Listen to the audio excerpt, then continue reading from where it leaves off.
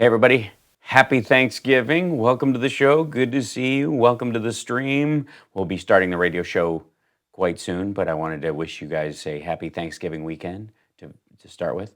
And it's going to be an interesting show. Just even worth the hangout, So appreciate you guys and enjoy.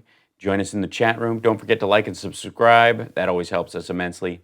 We're going to start in about 2 minutes. 2 minutes. The HSRPM. 2 minutes and 20 seconds, roughly. All right. I know you're being specific, but for Pete's sake. Okay, we'll be up in just a moment. And I don't know what, let's see. Chicago, can you hear this? Hold on. Because I'm a budget person. We don't have a strong military. Budgets don't matter much, do they? Seems a little quiet, but. I heard nothing over here. Okay, good to know. Let's see. Okay. Well, that sucks. All right. Well, then I guess I'm not doing audio for this one. We will figure it out. Not a problem. Hello. Hi, chat room. Let's see. I don't have my chat thing up yet. That's why. And hey, what's happening, Tom? Hey, Vanessa, EO, what's going on? Cameron, say what? Good to see you. Kelly, happy Thanksgiving. Is there a video? Are you seeing? Happy Black Friday. Oh, God. Yeah. Indeed. What's up? Whoops. Crap.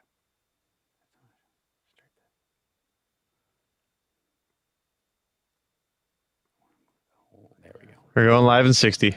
Cool. Yay, video. Go figure.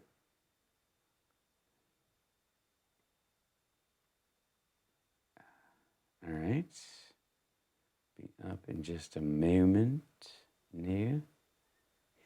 This. And how's everybody doing this? Fine. It's fairly gloomy where we are. I'm in Kentucky right now. Yes. Morning to all the sparkles and sparklettes. Let's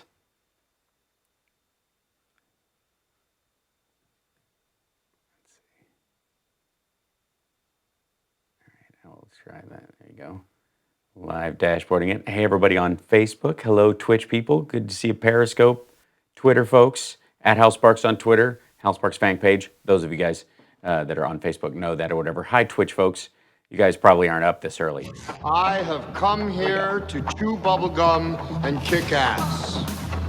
And I'm all out of bubblegum. Live exclusively for WCPT in Chicago, standing up and speaking out, here's Hal Sparks. Well, happy Thanksgiving, everybody. I can't be happier to be with you and more thankful that you're joining us on this lovely semi-gloomy, slightly rainy Saturday here in Kentucky where I am, visiting family over the Thanksgiving holiday. And I appreciate you guys joining us on this Saturday, whatever you're doing. If you're cleaning up afterwards, trying to figure out a way to use up some of those leftovers, that's really the task, isn't it? Because some turkey is great for sandwiches. After others, you might as well just make some shoes, quite frankly. So dry, just you could resole a pair of clodhoppers with those. Yeah, depends on who the cook is and how functional they are. I want to hear, of course, in the chat room what the highlight of your Thanksgiving feast was. Summer and I, my girlfriend and I we had a vegan Thanksgiving on actual Thanksgiving Day. We went to a place in Vegas and they did this kind of Thanksgiving vegan prefix, where it was like a 4-course sit-down vegan meal. It was really lovely. And on our way down there, we dropped off toiletries and supplies of varying needs at the homeless shelter down in Las Vegas. They do a thing every year on Thanksgiving Day where you can either volunteer to go down and feed people, or you can bring down clothes, blankets, and mainly they need toiletries. And a big one, by the way, if you're looking for something to give this year, if you want to put the giving back in Thanksgiving, see what I did there? what you might want to try is go buy some fresh socks and some fresh underwear, because that is the one thing that everybody is on short supply of in homeless shelters, and it's a highly prized and necessary item.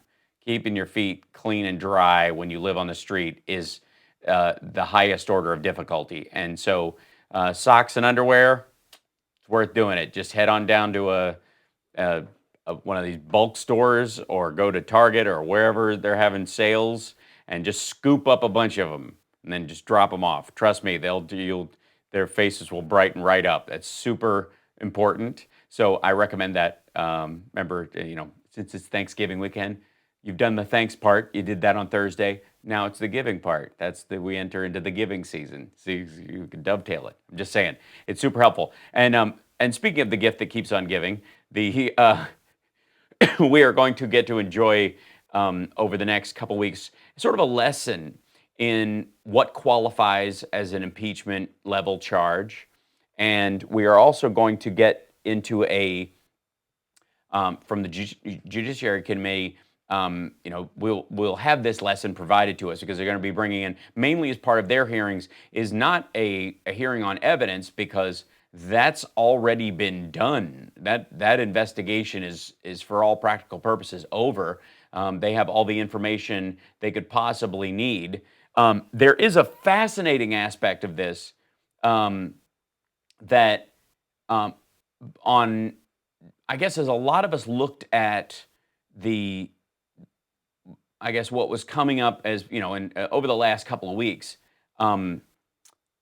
the witnesses that came forward, especially Sondland, which everybody was expecting primarily for him to plead the fifth, and then or obfuscate, or just clean up stuff and cover his own butt, and then plead executive privilege everywhere else. He came in there and kind of dumped it all on the table. The one area where he seemed to help Donald Trump, and amongst all the death of 1,000 cuts that he was doing with his testimony, was the idea that he talked about this September 9th phone call where he spoke to Trump, and Trump said, I want nothing, I want nothing, I want no squid pro row. I just want Zelensky to do the right thing, what he campaigned on, right? That was the big sort of shocker moment. And then anybody who listened to it, even in that context, knew full well that the man was basically warning the president that they had been caught, that they were stuck, that they'd been found out. And it would probably be best in those circumstances, it would be best if he used some very clear language to start doing a little CYA of his own. And so Trump famously said, make sure say out loud, no squid pro row. Make sure there's no pro quo anything. And that's because the attorneys had told him, we now know that there was an investigation that had already started, that they were concerned that there was, word on the street was that they were demanding something in exchange for this aid getting released, which is commonly referred to, especially these days, as a quid pro quo, and that's illegal. And somebody had told Trump that, and so he basically said, look, tell him there's no quid pro quo. However, make sure he does make this announcement, or he's never getting a White House visit, and the aid isn't getting turned loose. Now, the aid got turned loose because they recognized that the deadline was coming up, and if they didn't turn it loose, the investigation would have all the evidence it needed immediately. So they tried to, cut their losses and split. In terms of the White House visit, though, which was a crucial piece of the exchange, it was necessary. Zelensky needs to let Russia know that America has his back, and and is not supporting Russia's undermining of their government. Which side of this conflict is the president on? And the president has clearly, from the moment he stepped in office, been on Russia's side in every exchange. He wants them back in the G7. They have one of our bases in Syria right now. Whatever geopolitical advantage Putin wants over this president, Putin gets. And the only ones he doesn't get, and where Trump constantly claims no one has been tougher on Russia than Donald Trump, have all been congressionally mandated veto-proof majority-level votes on sanctions that he had to implement. There was no removing of those sanctions on his own. So all the areas where he's quote unquote been tough are all the areas where he had no choice whatsoever. And everywhere he's had any possible wiggle room, he has used it to Putin's advantage every single time without fail. Clearly, one of the biggest examples, for example, was when we ejected the spies. There was at one point over the sanctions where they kicked out some of our diplomats and we kicked out some of theirs, and the European Union kicked out some Russian diplomats out of their countries who they believe were guilty of spying. Now, in that, we had somewhere in the order of 60 Russian personnel that were kicked out. When Trump found out that we kicked out more than the Europeans did, he was furious. This was a regular story. He was screaming at his staff that we kicked out more than everybody else. He was willing to do the same amount as everybody else to kind of look like, well, this is kind of run-of-the-mill tit for tat. But the fact that we did more, he was concerned it would upset Putin, and he was yelling at his staff about this. Now, the Gordon Sondland testimony, which on so many fronts was damaging to the president, but there was an area where he kind of protected the president a little bit, and this has been, I mean, Trump came out onto the lawn on his way to the helicopter, reading what he allegedly said to Sondland out loud, to reiterate that that's what he had in fact said, and there's been a couple of articles that have come up lately that have put into question the existence of that no quid pro quo call at all, that it never happened. We're going to take a break, and then when I come back, I want to read you sections of, there's a couple of articles. This one's from justsecurity.org, but it's pretty compelling that whole exchange, not only did Sondland lie about it, but he lied in terms of beyond its existence, but those words were even made up. This was in and of itself a protection element for the president. We'll be back right after this. It's the Hal Sparks Radio program, mega worldwide on WCPT Radio, Chicago's Progressive Talk.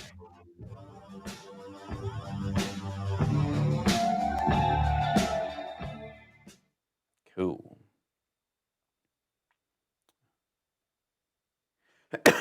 Yep. And Hal Vickery says, as Nancy Pelosi said, all roads lead through Trump to Moscow. Yeah.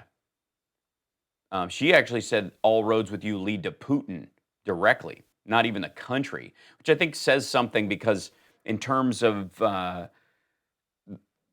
Putin's loyalties, they aren't to Russia, any more than, a vampire bat cares about the cow it's draining, What's up, Sonny?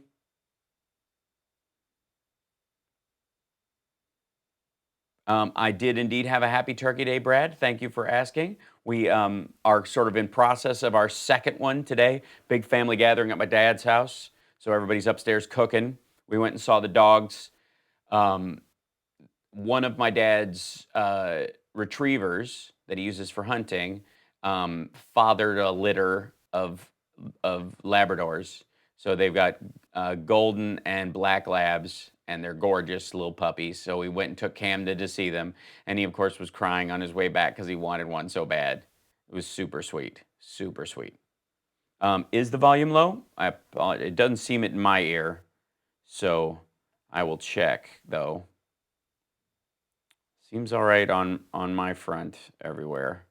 Apologies. Back in 60. Thank you. I would recommend turning up on your side because volume on my end is pretty high, I think.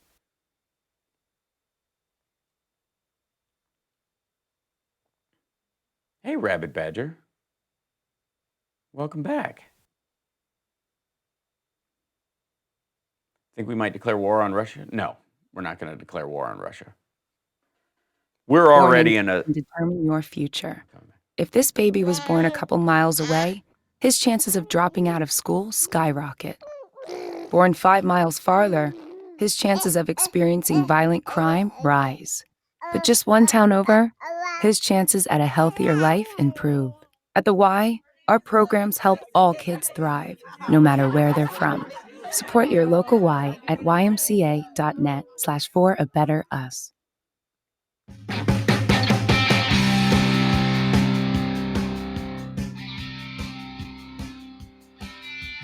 Welcome back to the show. So, I don't know if he's playing a lead in, but we're back regardless. So this is from justsecurity.org. There's been a couple of other outlets reporting this, but this is the most succinct kind of version of it that I could find. At the heart of the impeachment inquiry, members of Congress may have been mistakenly led to believe that there were 2 phone calls between President Donald Trump and Ambassador Gordon Sondland in early September. This is the idea that there was one on the 6th and one on the 9th. Which, with the second call having the possibility of helping the president's case. That's the, I want nothing, I want no squid pro row. That's not what happened. There was only one call, and it was highly incriminating. The call occurred on September 7th. In this call, Trump did say there was, quote, no quid pro quo with Ukraine, but he then went on to outline his preconditions for releasing the security assistance and granting a White House visit. In other words, explained that there was a quid pro quo and what it was and how it had to happen, or he wasn't going to give the aid and have the White House visit.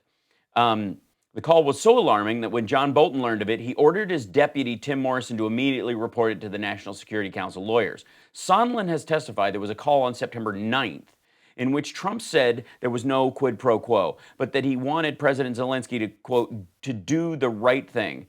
A close reading of the publicly available evidence shows that the latter call was actually the very one that sent Morrison to the lawyers, and that Ambassador Bill Taylor foregrounded in his written deposition to inform Congress of the quid pro quo. As this article was in publication process at Just Security, the Washington Post published a report raising doubts about the existence of the September 9th call. The analysis that follows is consistent with the Post report and, among other points, shows why Sondland's no quid pro quo call is in fact the same as the September 7th call that Morrison reported the NSC lawyers on September 7th. So the I want nothing part was fake. One of the central questions that the House's impeachment inquiry is attempting to resolve is whether President Trump sought to condition official acts, such as a White House meeting or U.S. military assistance, on Ukraine's willingness to assist with 2 political investigations that would help his re-election campaign. And over the past several weeks, witnesses testifying before the House Permanent Select Committee on Intelligence have given uncontested testimony that established the following.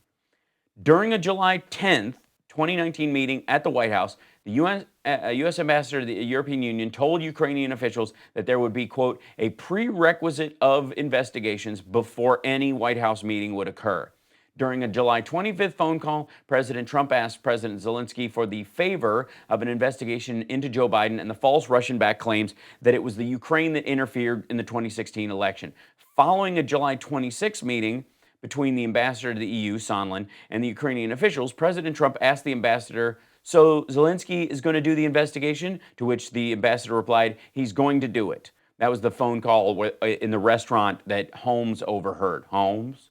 President Trump demanded that President Zelensky make a public announcement that he was opening an investigation into Biden. Again, I would argue, and this has been the fact from both from Sondland's testimony and what came out early, that he didn't want the investigations. They knew there would be no end to the investigations that would be valuable to them.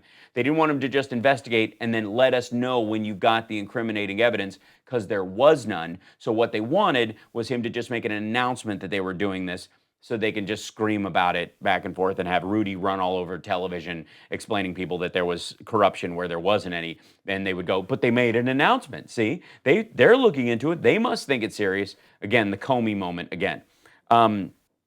President Trump's personal attorney told both American officials and Ukrainian officials that the president would require as a quid pro quo that Ukraine announce the desired investigation before any White House meeting would occur. Again, announce, not do it. This is per Sondland's opening statement. At a meeting in Warsaw, the U.S. ambassador to the European Union informed a senior Ukrainian official that the security assistance money would not be released until Ukraine publicly announced an investigation into Burisma in 2016. Okay, so that's all from Sondland's testimony. That list is by no means exhaustive.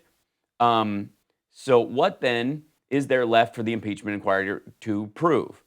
In the face of this damning and conclusive evidence, the White House and House Republicans have been forced to retreat to their current defense that President Trump himself has not been proven to have done anything wrong because there was no witness who testified to having personally heard the president announce he was seeking a quid pro quo from Ukraine in exchange for the release of the security assistance. Yeah, except all the people that admit that he asked these things, and Sondland was a direct witness to this. So Sondland qualifies as a firsthand witness of the exchange of, I want this in exchange for that. That's him being a direct witness to the quid pro quo, and the president telling him specifically that's what he wanted. Which that conversation was ongoing before he ever got to the I want nothing part after they'd already gotten busted. Again, they got caught. That's all this is about. They released the funds because they got caught. I would still say that the quid pro quo is still ongoing because they never got the White House meeting. Zelensky has never gotten a White House meeting. They met in Europe, but he never got the in-house, he never got to come to the States for his White House meeting because he didn't announce the investigations. That was the quid pro quo. It was a quid no quo because it didn't work out. The defense, it should be noted, is hardly a defense at all. There is no dispute that the president used the powers of his office to coerce a foreign state in investigating a domestic political rival, nor is there any dispute that the Ukrainians were informed by the Trump administration that the hold on security assistance would not be lifted until these investigations were publicly announced. Again, they still inferred that there was an investigation to be had.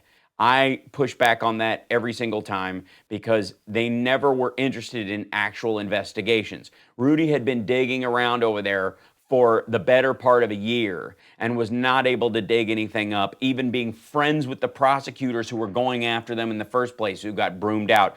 Even taking affidavits from those guys, they could find in no existence of a crime. So they didn't want an investigation, they just wanted the announcement.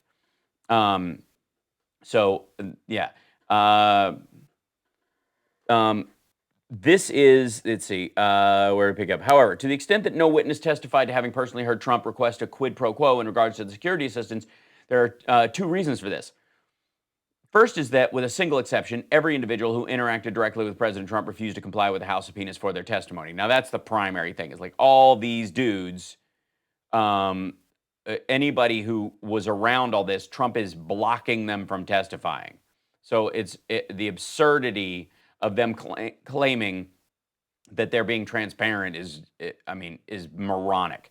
The second is that the single exception who did testify, Sondland, did not testify accurately when he said the president had never asked him for a quid pro quo from Ukraine. In fact, President Trump had personally informed Sondland of his specific demands for a quid pro quo from Ukraine. It's one of those things where the bank robbery is in progress. The cops run in while they're, yelling about no die packs and I'll kill anybody who tries to go for it and put the money in the bag and all that kind of stuff. And the cops run in, they rip off their ski mask, throw their gun on the floor and go, I'm just making a deposit. Like, that's the idea that they would be allowed to go free in that circumstance, that analogy is ridiculous. So, but that is the defense. One, the no quid pro quo call. Of all the omissions from Ambassador Sondland's testimony, one of the most significant has to do with his testimony about what has been dubbed the no quid pro quo call. Because the White House and the State Department did not comply with the White House's subpoenas for records, no documents concerning this call have been produced. But all witnesses agree that sometime around the second week of September, President Trump and Ambassador Sondland had a phone call. And at some point during this call, Trump said the words no quid pro quo. Sondland has at times been ambiguous as to exactly when this phone call took place and has vacillated between the dates of September 6th and September 9th. But in the version of events that Sondland most frequently describes in his testimony, he says that he made the no quid pro quo call on September 9th. Sondland has testified it was a brief conversation in which he asked Trump a single question. I asked him one open-ended question. What do you want from Ukraine? And as I recall, he was in a very bad mood. It was a very quick conversation. He said, I want nothing. I want no quid pro quo. I want Zelensky to do the right thing. It is this testimony from Sondland that the White House and House Republicans have clung to in support of their claim that the impeachment inquiry has failed to show misconduct by the president. The president has taken to regularly invoking Sondland's testimony, and then he went out into the lawn and wagged it about, and he's held his notes up and let everybody not see them, that whole trick. Overall, it must be noted that Sondland's testimony was incredibly damning for Trump. However, it was not quite as damning as it should have been, because in reality, as shown from the testimony of other witnesses, the no quid pro call did not take place on September 9th. What's more, the call was not prompted by any text from Bill Taylor. And lastly, Sondland's testimony about the no quid pro quo call omitted the most important part, the part where President Trump informed Sondland that the security assistance would be at a stalemate until President Zelensky stood in front of a microphone and personally announced that he was opening an investigation into Trump's political rivals. That is the primary part of this. That the aid, which, by the way, Trump knew he had to release, Zelensky did not know he had to release it. Trump knew it was going out the door on a certain date. Zelensky did not. The pressure that the White House was putting on Zelensky and the frantic nature of them just getting him to do it, just get him to get out there, say these words, make sure that he says these exact words by this certain date, and they needed it by the 11th or the 12th, which is when he was going to meet with Fareed Zakaria and be on that CNN panel. They wanted him to say it at that point. They needed him to say it by that date because they knew the money was going to go out the door by hook or by crook no matter what they did. So they wanted Zelensky to think that they were still holding the strings. So they were blackmailing him. They were effectively extorting him with something they did not have control over in terms of the money. In terms of the White House visit, they absolutely did. And that was their strongest working point, which is why, from Sondland and everyone else's point, that's what their biggest crowbar on him was. We'll be back. It's the Hal Sparks Radio program, Mega Worldwide on WCPT Radio, Chicago's Progressive Talk. Happy Thanksgiving, everybody. Live from Kentucky. We'll be back right after this. Don't forget to follow, like, and subscribe on Twitter. And don't forget to subscribe to the podcast, the Hal Sparks Radio podcast, Mega Worldwide on the Sexy Liberal Podcast Network. We'll be back after this. I have to keep checking the audio in my headphones because this thing will only let me monitor, like I can monitor my own voice. The problem is it's delayed, so it's super weird. So if I have this in and I hear myself, it's aggravating. Yeah. So I have to put it in to hear when we come back from commercials, so I know when I'm talking. Yeah.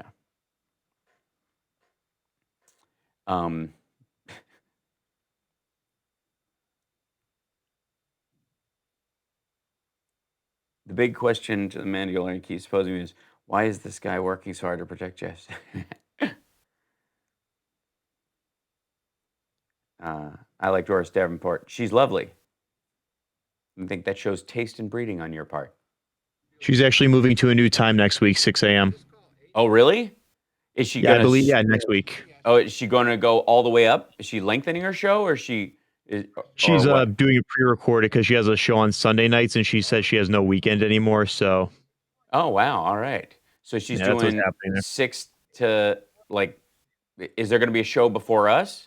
Another show? Yeah. I don't know who it'll be yet, though. They haven't told me anything yet, obviously, and yeah. Gotcha. I don't know if we have one set up yet or not. So. Right. Big changes coming to CPT. The Johnny Million Hour. I wish. Yeah. Right. Just an hour of Johnny playing music every Saturday. Right. Yeah, just his own. Let's sit in there with a guitar, live do it. Yeah. Good work. All right. So there's a little bit of clipping going on. Thank you for letting me know. Bring that down a touch. I'm just hearing that Trump had stents put in that weekend at the hospital. Where are you hearing that, Lupe? I have not heard that. Not currently, Stephen. I had a candy bar for lunch and a Starbucks coffee for breakfast. All right. I don't recommend that diet. I'm gonna. Breakfast of champions. Yeah, really. I'm gonna suggest an improvement. Maybe some whole foods. Single ingredient foods once in a while. All right. The chat room hour. That's right, Connie. We'll just let my chat room take over an hour before we come in.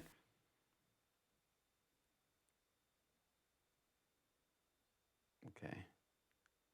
Elvis Sparks sings Kentucky Rain. Right. Kentucky Rain.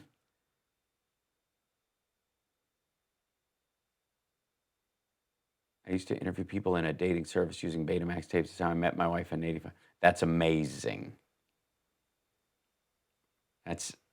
Save that story for Valentine's Day.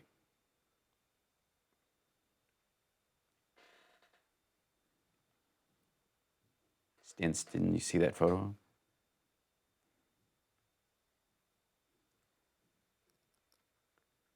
Yes, I saw the poll where they preferred Trump over Lincoln. Yeah. Well, again, you have to consider when Lincoln was a Republican, the Democrats were the racists. And in the civil rights era, switched. It makes sense. Now let's get back with Hal Sparks' radio program, Mega Worldwide. So the no quid pro quo call took place, according to this article, on September 7th, not on the 9th, which is crucial. The no quid pro quo call did not take place on September 9th, as Sondland claimed at one point in his testimony. Instead, it took place on September 7th. This is shown from the testimony of Tim Morrison, Senior Director for European Affairs for the National Security Council, and the Charge d'Affaires, Bill Taylor, both of whom were briefed on the call by Sondland shortly after it occurred.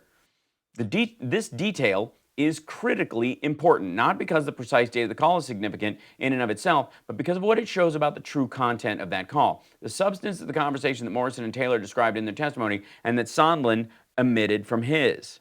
Sondland, though Ambassador Sondland testified that to the best of his recollection, the no quid pro quo call occurred on September 9th, Sondland was also quick to point out that as a result of his inability to review certain State Department records, his, quote, memory admittedly has not been perfect. Now, one of the big standout moments, I think, listening to the testimony from Sondland, amazingly for most people, was the fact that the White House was stonewalling them and Pompeo was stonewalling them on allowing the staff to even prepare for his testimony. They were not given access to dates and documents and call logs and all that kind of stuff so that they could clarify when they went to court, when they went to testify in the public hearings. Largely because it was understood that Sondland had lied during his closed-door deposition and was going to have to clean it up. So they didn't want him going in there with every tool he needed to clear himself and screw everybody else. So, regardless, like that, the fact that they wouldn't allow him to have the actual factual records of his phone calls, his trip details, his meeting logs, and all that stuff, which, by the way, I'm fairly certain, I think American Outreach, was that the group that just grabbed a bunch of those documents through the FOIA thing? I'm blitzing on their name. But one would think, because these are not classified documents, Sondland's call logs and all that kind of stuff are not classified. And so in receiving those FOIA requests that they had gotten between, that showed Pompeo had been in contact with Rudy Giuliani, it's absolutely clear they could go after Sondland's call logs and those documents he was referencing in his testimony with no problem whatsoever. So it was in a response to the text, Sondland said that Sondland made the call to Trump. So rather than ask the president 9 different questions, is it this, is it this, is that, I just said, what do you want from Ukraine? and I may have used a 4-letter word, and he said, I want nothing, I want no quid pro quo. I just want Zelensky to do the right thing, to do what he ran on, or words to that effect. Because Ambassador Volker's text exchanges were one of the few documentary records produced in response to the HSPCI's subpoenas, we have a copy of the text exchange that Sondland referred to. Per Volker's records, Taylor's text was sent at 12:47 a.m. on September 9th. After speaking to President Trump, Sondland testified he texted a response to Taylor at 5:19 a.m., which Sondland described as a paraphrase of what Trump told him. The president was crystal clear, no quid pro quos of any kind.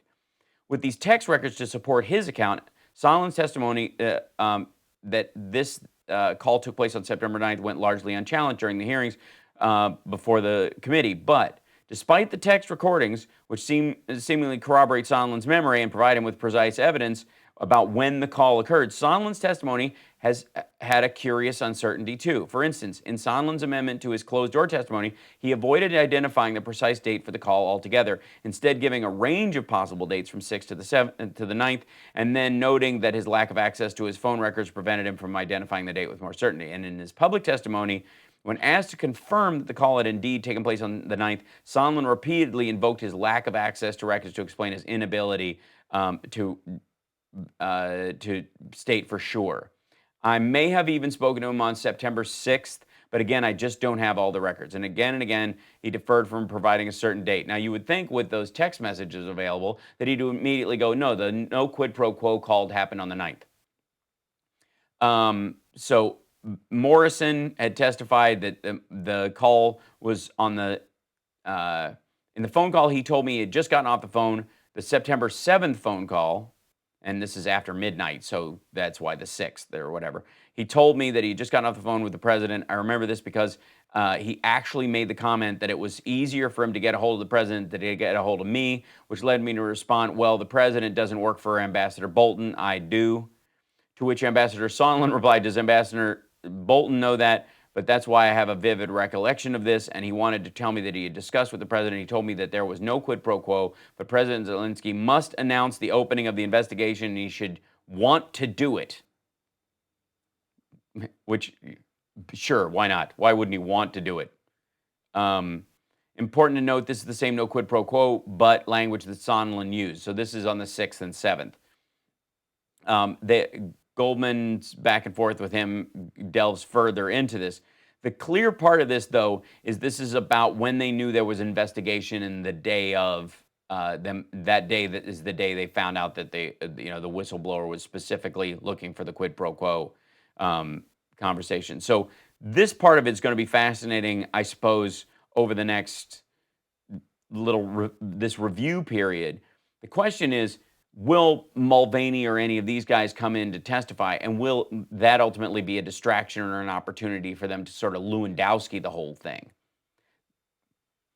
Taylor testified that during his September 8th call with Sondland briefed him on what Taylor understood to be the same phone call the president that Morrison had been briefed on the day before. So before the 9th, they had gone back and forth about this.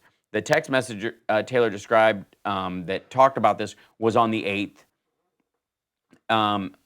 So the no quid pro quo call was in response to negotiation that occurred in Warsaw, not Bill Taylor's texts. That's the key part that this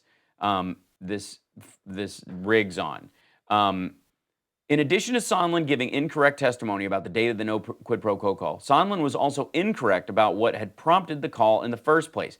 His September 9th text exchange with Bill Taylor could not have been what caused him to call President Trump, because that call had happened at least 2 days before the text. Instead, Sondland had called Trump in order to confirm whether a proposed modification to the quid pro quo arrangement would be acceptable to Trump. This is when he was calling to say he'll talk about they're going to be open about investigations, and they're going to talk about how they're going to fight corruption. And it wasn't specific enough. And Trump said, no, he needs to go to a mic and say they're looking into Burisma in 2016. He needs him to say this. And if he doesn't do it, he's not getting a White House visit.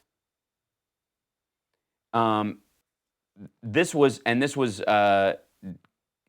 part of, And this is after Pence had met with him on September 1st. The proposed modification of the quid pro quo arrangement had been worked out the week before during the American delegation's trip to Warsaw. Originally, this trip had been intended to include a bilateral meeting between President Trump and Zelensky, but Trump had canceled it at the last minute, citing his need to monitor an incoming hurricane. And draw a Sharpie around the outside of it and say it was going to hit Alabama. But Trump had canceled at the last minute. Vice President Pence was sent in his place. And on September 1st, Pence and Zelensky met at the Warsaw Marriott. Both Sondland and Morrison were in attendance. After the bilateral meeting concluded, several officials from both sides stayed behind, including Sondland and Zelensky's senior advisor, Andriy Yermak. Morrison observed Sondland and Yermak speaking to one another. This is the side meeting where they said they gaggled afterwards. And Morrison testified Sondland came over to brief him on the conversation. I recall Ambassador Sondland telling me that he conveyed to the Ukrainian presidential advisor, Mr. Yermak, that the prosecutor general would be sufficient to make the statement to obtain the release of aid. Concerned, Morrison immediately placed a call to Charge Taylor to brief him on Sondland's conversation with Yermak, as Taylor explained in his opening statement before his public testimony. Now look at that. At some point, Sondland had talked to Trump, and they were having trouble getting Zelensky to do this, so Sondland was looking for a workaround. Maybe the new prosecutor general, who'd just been elected, if he announced Burisma in 2016, would that be good enough? And either he thought it would per Trump, or he was figuring this would be a normal, solid workaround, and they'd run it by Trump later. It obviously was not enough, because in the September 6th call, he said, no, Zelensky has to do this. He's got to go to a microphone himself. The president has to do it, not the new inspector general, because nobody cares about them. Trump likes the hits, right? So, concerned, Morrison immediately placed a call to Charge Taylor to brief him on Sondland's conversation with Yermak. Again, these two guys were in this exchange, and Taylor was starting to peel off, going, no, this is sketchy, forget it. As Taylor explained in his opening statement before his public testimony. During the September 1st phone call with Mr. Morrison, he described a conversation Ambassador Sondland had with Mr. Yermak in Warsaw. Ambassador Sondland told Mr. Yermak security assistance money would not come until President Zelensky committed to pursue the Burisma investigation. I was alarmed by what Mr. Morrison told me about the Sondland-Yermak conversation. The Sondland-Yermak conversation. I understand that Mr. Morrison testified at his deposition that Ambassador Sondland proposed that it might be sufficient for the Ukrainian prosecutor general to commit to pursue the investigation as opposed to President Zelensky, but this was the first time I had heard that the security assistance, not just the White House meeting, was conditioned on the investigations. Later on, by the way, Trump didn't go for it. We got to take a break. We'll be back. It's the Hal Sparks Radio program, Mega Worldwide. Love you guys in the chat. I'll talk to you guys after this break. I actually have a really good happy ending at the end of this show, and it's not just that that I'm having Thanksgiving with my boy, and you guys might get to see him come play me a visit. If we're lucky, the dogs might even come in. I found it's pretty sciencey, but it's pretty solid. We'll be back right after this.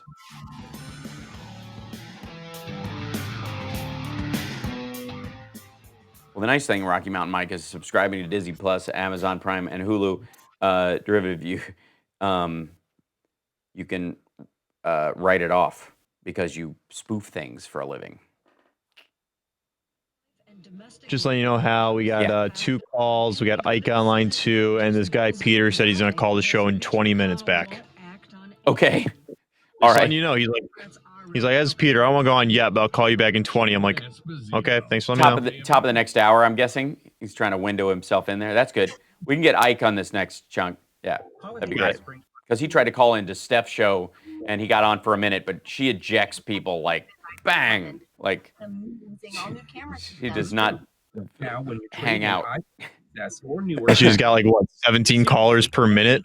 I don't know. Not necessarily. I mean, there's probably 6 on the board. They have one of those 8 call things.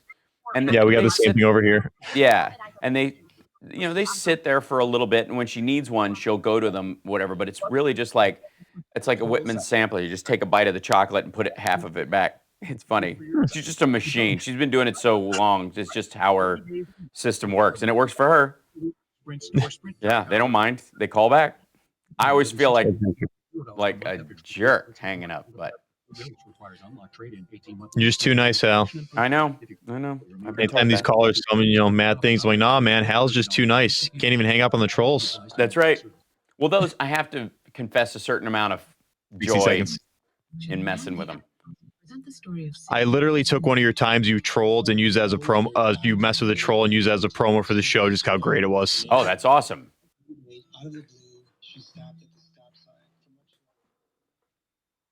I can deal. I'll go toe to toe with anybody.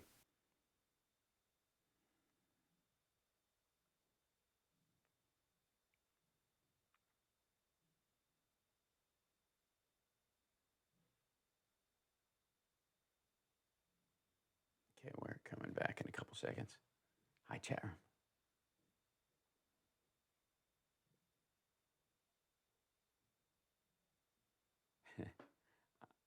I am indeed Wes.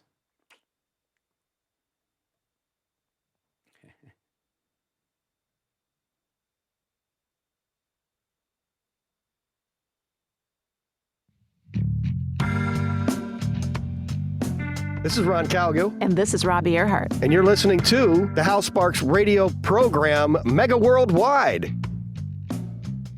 Welcome back to the show. So we've got a couple of callers, actually, but I want to grab Ike right out of the gate. I still have other stuff in this I want to talk about, but Ike's on the line, and he called into Steph while I was on this week, and it was too little Ike. I need more Ike in my life. Ike, are you there? Yeah, man, it was a quick punch just to say hey and try to get Steph to realize, I mean, I'm no Robert from Florida, but I wouldn't mind being able to get on our air once in a while. Right. And just a quick rip for you. The problem that we've got here, I don't care how many transcripts you release. Mm-hmm. It's just like the Mueller report. I've got that book. I never read it. Most of us out here are not going to be able to sit down and take time to read this garbage. What we need is not only the patriots that really care about the Constitution and the United States of America to go forward and sit down and testify and tell the truth. But I've been wondering all this time, whether it's Germany or whether it's Israel and the Mossad or whether it's Interpol or whether it's any of the rest of our allies, how come we're not hearing the recordings and the materials that they have? Because I can promise you, if this Lev guy has got actual audio recordings and you hear Trump's voice and you hear Mulvaney and you hear all these other clowns on there talking about what they're doing, that'll seal the deal. That's the way we are in this country, unfortunately, is we have to, what I'd like to see just like the old ad scam tapes. Remember that? Where they throw the pile of cash in front of the politician. He says, oh, yeah, baby, you got it. I'll do whatever you need done. Well, yes. So, I mean, there's clearly stuff. Yeah, there's clearly stuff floating out there. The question is, they're making a decision about either when to drop it. They're playing this very close because if he gets back in, he's such a vindictive sociopath, and they know this. And he's surrounded himself with people who are even worse, like Stephen Miller. They're worried about the ramifications. They're worried they're going to get. They're going to be on the receiving end of this. That racist ought to be kicked out on his head, and everybody knows it. But beyond that, the last thing I'll say, I don't give a damn which way you play this. I don't see Trump ever getting back in office, and I just think that anybody who thinks he can get reelected is out of their mind. Mm-hmm. I think the moderates and the independents are going to be the ones to seal the deal, and the Republicans, the only way that they're going to beat us is if they cheat. Right. Well, that's the thing. It can't be close.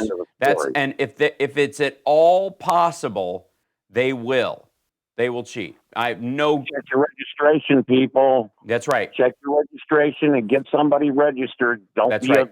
Vote.org. Drive together. Carpool. We will be pushing that. That is the most important thing this year. Is make sure you are registered. If you can vote by mail or vote ahead of time, do so. And then volunteer as as an election supervisor, or just make sure everything goes off without a hitch. Be involved. You're like a brother from another mother, man. We'll talk at you. Absolutely. Thank you, Ike. It's good to talk to you. It is always good to hear from Ike. And I have to say, when I was on Steph's show, I was like, I looked over and I saw that Ike was on the call. I was like, oh, it's Ike. Oh, it's Ike. It's our Ike. I know Ike. Let's have Ike. And then it's like half a second of Ike. And I'm like, that's not nearly enough Ike. It's a holiday week. I understand it's a short week, but for God's sake. But he's absolutely right. Remember, everybody, follow if you can the hashtag unhack the vote. Pay attention to that. And of course, vote.org. Bookmark it, check yourself, make sure everything's up to date, make sure every T is crossed, every I is dotted, and help anybody who's not registered to get registered. And again, I don't have to say this, but I will. This applies to Republicans. This applies to independents, Green Party. I don't care what your thing is. Vote, care, get involved. There, I've said it. Because as a Democrat, as a dyed-in-the-wool, carry-me-out-in-a-blue-box Democrat, I want your voice heard too. And if you have a political argument against one of my political arguments, let's have that political argument. But I'm never going to be on the side of denying you the right to either make that argument or deliver your vote. Period. End of story. I do not move on that. I'm a complete purist when it comes to that. So the Sondland thing will be increasingly a needle over the next couple of weeks. And Trump is very frustrated. We've seen a bunch of this, that it's not working better for him. This whole, I said I want nothing, I want no quid pro quo. Because the problem is, while he's saying he wanted no quid pro quo, he was engaged in manufacturing a quid pro quo. And it just sounds like he didn't know the name for the thing he was doing. It's like if somebody was embezzling and they didn't know what the word embezzling meant, they just knew they were taking money out of the company that wasn't theirs and hiding it someplace so they could spend it later on their own stuff. But they weren't embezzling. I don't even know what that is. That seems to be his defense, that it's not a quid pro quo because I said there's no quid pro quo, when he was engaged in negotiating the points of a quid pro quo. And again, one of them, because the other side did not meet their end of the bargain, did not result in what they were going to receive. Something, by the way, that Zelensky should have received by a matter of course. Simple. He should have gotten a White House working meeting. He's the new president of Ukraine. They are an ally. They are in a hot war against a country that is a kleptocracy, that is engaged in gutting the economic system of all of its citizens. It is run by a gangster. They were kicked out of the G7. They have messed around in our elections. They messed around in Brexit. They messed around in Germany. They are fomenting right-wing and left-wing divisive groups in every democracy on the planet. And so the idea that you wouldn't give Zelensky, when he's an ally, an automatic White House meeting. And by the way, while meeting with Erdogan, who, beyond sending his troops in on the first nod to murder Kurds in an area of the country that he just wants clamation of, he also had his guards beat up peaceful American protesters, and they were never charged. We just let him do that. But the president's worried about corruption.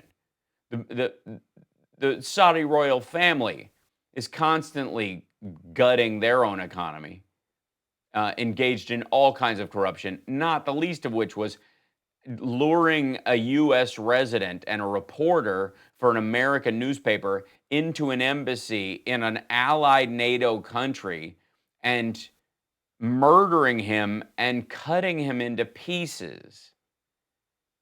But they get a meeting. Russia got a meeting right after they hacked the election. Lavrov was in the White House. That was a closed-door working meeting with no translator notes. But Zelensky can't get a working meeting with 20 staff members and all the witnesses you could want? Like, if you're worried about corruption from Zelensky's end, you couldn't pack the entire working meeting with every staff member that could come over and whisper in your ear and go, actually, that's not true what he's saying. That's a possibility. You can do that. You can roll that out. But you won't, because corruption is what the president cares about. That's what he cares about, corruption. Meanwhile, Kim Jong-un's running gulags, still testing projectiles and missiles. Still, I mean, they don't have to do any more nuclear testing. They already have a system in place to build the nuclear warheads they want. So they're just making them now. We don't test nuclear warheads anymore either. It wasn't because of our deal with the Soviet Union. It's because we're done. We know how to make them. We're in the process. We make them all the time. So, yeah, that in and of itself lays waste to his entire argument that corruption was his biggest point of concern with Zelensky. It clearly wasn't. He couldn't care less. What he was doing was delaying aid to harm Ukraine and giving Russia a leg up in a hot war by delaying arms, delaying aid, delaying support, and then not backing that country, basically offering them up to Russia. And again, they still haven't gotten the meeting. When's it going to happen? That's the big question. That's the question that should be asked this week. We'll be back.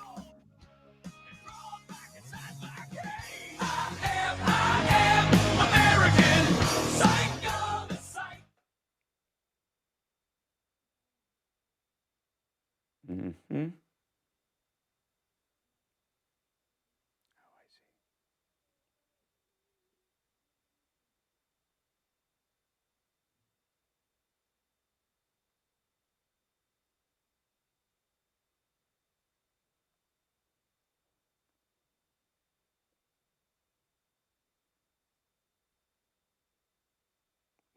What is wrong with you?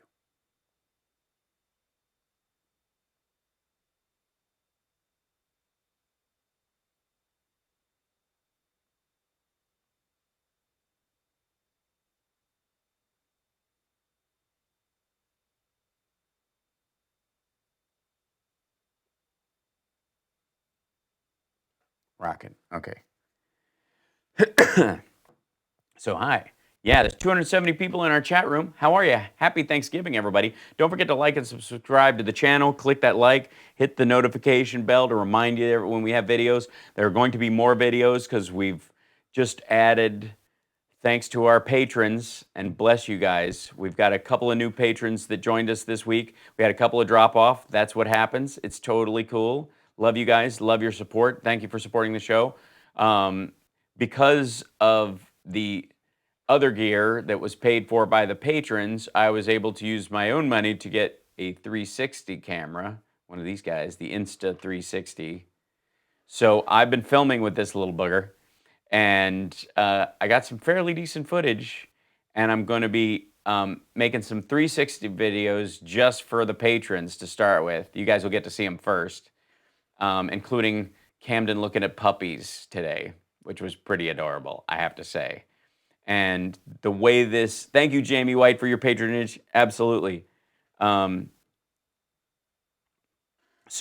I don't know if any of you guys are familiar with 360 footage, but when I film with this thing, it's got a lens on both sides. I think they're like 270 degrees that they film, kind of fisheye. So they overlap. And then it stitches the footage and makes it completely 360, so you can look around. So it's kind of like being somewhere with me, because you can look anywhere you want in the room and see it. And you can either, on some devices or on your laptop or your computer, you can use arrows to look around and move the screen. Or you can hold your phone and just move it in the space you're in and see. It should be really cool. I'm excited. So this is my little gift to patrons. So that stuff will happen for Christmas. That's part of the 10K, hitting 10K part that we're gonna do. So I've been filming with this thing, yeah. And apparently, yeah, This thing, like, is crazy. And it makes the stick invisible, which is super weird when you look at the footage. Did I get one for everybody? No, but I filmed one for everybody. Does that make sense? Yeah. So there you go. But we went and saw puppies today, and we took this along, and yeah. So I've got to pull the footage. It will be pulling all the footage while we're having Thanksgiving dinner. But yeah, so this is for patrons first. You guys will get the first look at this, and then there'll be some exclusive stuff for just you guys, and then the rest of it I'll put as like a big, hey, thanks for the 10,000. We finally made it. Yeah.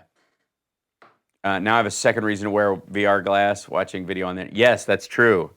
Yeah, you can, if you have a PlayStation, you can also go to, and you'll be able to watch it that way. I'll figure out how to post the link for that. Or I guess Oculus Rift, if you have one of those. Or if you use the one with your camera, that's another cool way to do it. I'm both, Brad. It is both a 360 camera, and I'm happy to see you.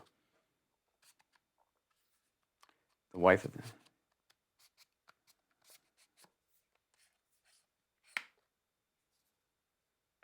What kind of puppies? They're Labrador Retrievers, Black Lab and White Labs. Yeah, Yellow Labs. Super cute. Yeah, we'll see how this works, Brad. Steve. Yeah, I had a Theta S for a while, and it died. I don't know what happened. Oh, nice. You're in Latvia.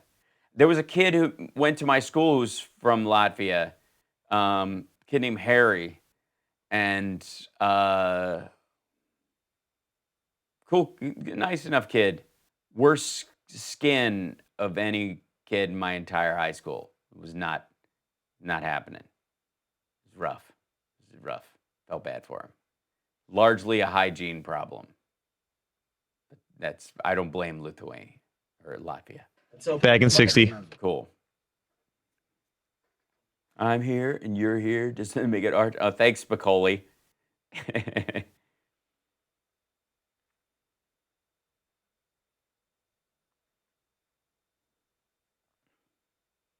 Why can't we just tell John Wick that Trump killed his dog? Because we know Trump wouldn't go anywhere near a dog. He wouldn't touch it, much less kill it.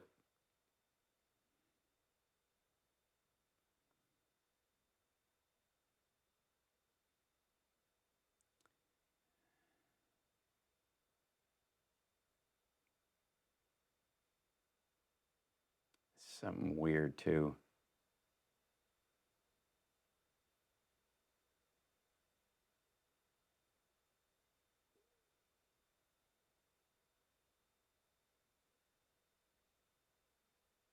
You're listening to the Hal Sparks radio program, Mega Worldwide. I've had people walk out of me before, but not when I was being so charming. Video streaming at halsparks.com. I don't care for you or for the putrid sludge you're troweling out. Fuss-faced little pimp stick. True progressive talk. Might be a good time for you guys to give up. So there's also been this side story that's been going on, and we'll. I don't know if we have our caller back, the one that was gonna call. He's called back. Let me know when he does. There was a. It's hard to even track who this kind of started with, but a former Deutsche Bank executive committed suicide just recently, and he's the second one that's worked on Trump accounts to commit suicide.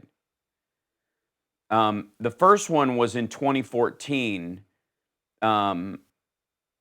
This guy, Brokesmith, hung himself. He was supposed to meet his wife and son for lunch, and he hung himself with a dog's leash at his home, and he left multiple suicide notes and documents about the company scattered around him for people to find.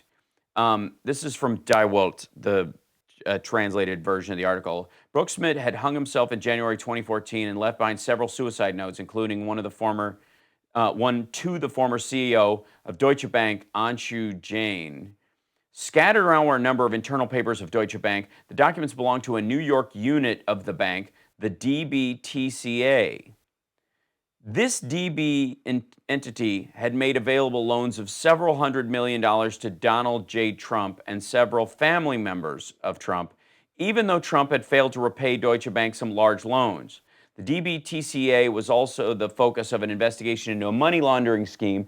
Deutsche Bank had laundered $10 billion for Russian customers. At this time, it is not clear where the documents found next to Brooks Schmidt are. So when this guy hung himself, he left multiple notes to family members and people who worked at Deutsche Bank, but he also left these documents around specifically dealing with a New York branch of Deutsche Bank's lending arm that lent to Trump and his family. And what money were they lending out? They were lending out Russian money. This is during that window when Trump got his loans, that Deutsche Bank was actually providing they had, all banks post 9/11 had this software that would catch hinky exchanges. They had if anybody was, depositing money that looked a little sketchy, they would ultimately, hold on, let's see if this helps me out. Nope, it doesn't. Okay. That if there was any hinky money going out or going transfer between accounts, this software would automatically kick in and notify the bank and Interpol and all these organizations that the countries that were fighting terrorism and drugs were using to make sure that money didn't get laundered. Well, that software magically was on the fritz at Deutsche Bank all during this period. And I don't know why it ceased to work. Nobody's given a real strong answer to that. But one of the guys who was materially there overlooking the accounts, who was in charge of that, hung himself and scattered documents all around himself when he died related to the specific arm of Deutsche Bank that loaned Russian money to Donald Trump. It's some fairly gnarly stuff. So there you go. I don't know if the caller ever called back. Let me know if he's joined us. We got him on hold right now. His name's Peter. Right on. Well, let's take him then. Who do we have? Pete? Peter out in Chicago. Cool. Hey, Peter, go ahead. How Hey, go ahead. Hello? Yep. Yeah. Nice conspiracy. Nice what? The impeachment trial, hearing, whatever you want to call it, inquiry. Not one of those witnesses had any direct knowledge of Sondland did. So my question is... Sondland did. Who did? Sondland. No, he said he assumed, he presumed that quid pro quo. He was in constant contact with the president. The president specifically said, he said it. He directly said, Congressman, that he presumed. So that's not true. No, he presumed the investigations. Ultimately, it turned out that all he had to do was announce the investigations. And Joe Biden... I'm sorry, you're choppy. So, and Joe Biden is what? I know the connection. Joe Biden's on tape holding up $1 billion of aid unless they fire the prosecutor. What do you mean on tape? Explain where this tape came from. You know where the tape came from? He says, yeah, I told. Do you know where the tape came from? Where? Do you know where the tape is? You know where Joe Biden was when he said that on tape? Where, Hal? He was giving a speech. He was doing a round table at the Council on Foreign Relations. It was in public. They were talking about how they were fighting corruption in Ukraine. It wasn't a secret. It wasn't, they didn't catch him on tape hidden. He knew what he was saying because he was in agreement with, he was carrying out the U.S. policy towards this guy. This guy was a Russian sock puppet. He was undermining the Ukrainian government for Russia. Do this or you don't get that quote. He admitted to it. You guys all upset about that. What are you talking about? What do you mean what I'm talking about? Joe Biden said he told the president. Yeah, he was carrying out U.S. policy. Okay. That wasn't just for Joe Biden. Joe Biden didn't do that, and when Obama told him not to, Joe Biden didn't get rid of this prosecutor against the will of Congress or against the will of U.S. policy. No. The president sets foreign policy, so that Obama's quid pro quo that Joe Biden was But the carrying Congress, out. including the Republicans, were for this as well. Okay, they were withholding we were all withholding this as a country. The difference between this and Trump is that Trump's quid pro quo only benefits him personally. Why? Joe Biden's not his political rival. He hasn't won the primary yet. He's a candidate for the Democratic primary. He was already 15 points ahead in all the swing states at that point. Trump was trying to kneecap him before he got off the ground. Why is that a surprise? Primary. Biden is never going to win this primary, and he's not a political opponent of the president.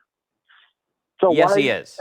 I don't understand why. Right now, he's nationally in the polls. He's 12 points ahead of everyone else. He's been that way since this started. And by the way, let me remind you, the primary point of this wasn't even Biden. Burisma was the second part. The first part, and the most important part to Trump, was getting Russia off the hook for 2016. What Trump wanted, his primary ask, was that they go and relitigate 2016 and make it look like Ukraine, this fantasy that he has, that Ukraine hacked the DNC. That's what he was trying to do. He's trying to get Russia off the hook so he can take the sanctions away because that's what Vladimir Putin wants. You mean all the impediments that he's putting to Russia against Russia? The only ones that he's done as far as sanctions were on veto-proof majorities put in place by the Congress. All the ones he's done personally, arguing he should be back in the G7, face-to-face White House meetings in spite of all this. He keeps having meetings with them. They have the Russians have taken over one of our bases in Syria. We gave it up to them. How has he been the hardest on Russia? What are you talking about? What did Obama help Ukraine? What did he do? I'm sorry, your phone is choppy. Start that sentence again. Oh, yeah. Yeah, this isn't happening. Are you in a bunker? Are you surrounded by cans of beans? I'm on. Are you on lower whacker when you should be on upper whacker? No. No. Hey, what did Obama do when Crimea was being invaded? How did he help Ukraine?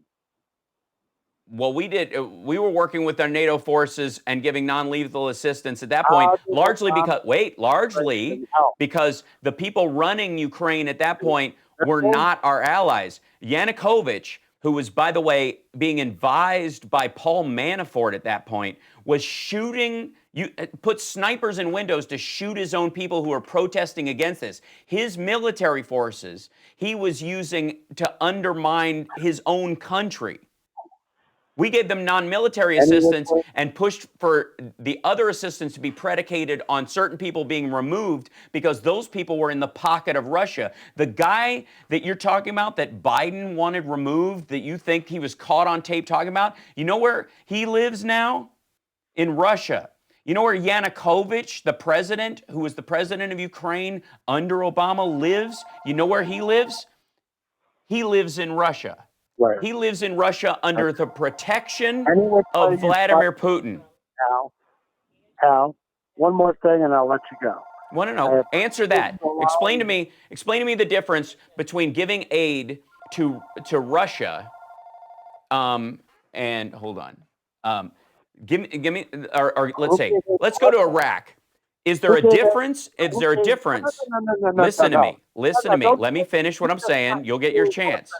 Is there a difference between us giving weapons to Iraq now versus giving weapons to when Saddam Hussein was running the country? Is there a difference? Would you give aid and weapons equally to Iraq currently and Iraq under Saddam Hussein?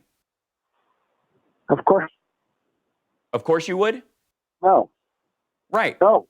That's the difference between Zelensky and Yanukovych. You can give lethal weapons to Yanukovych. You can give lethal weapons to Zelensky because you can trust him to use them against the Russians, not his own people. You don't give them to Yanukovych because he was murdering his own citizens.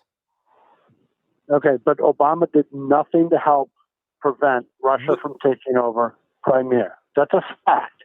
Now, the fact that you allow conservatives on your show, I appreciate that because radio on your channel, such as the next one, doesn't do it. So I don't care what other people do.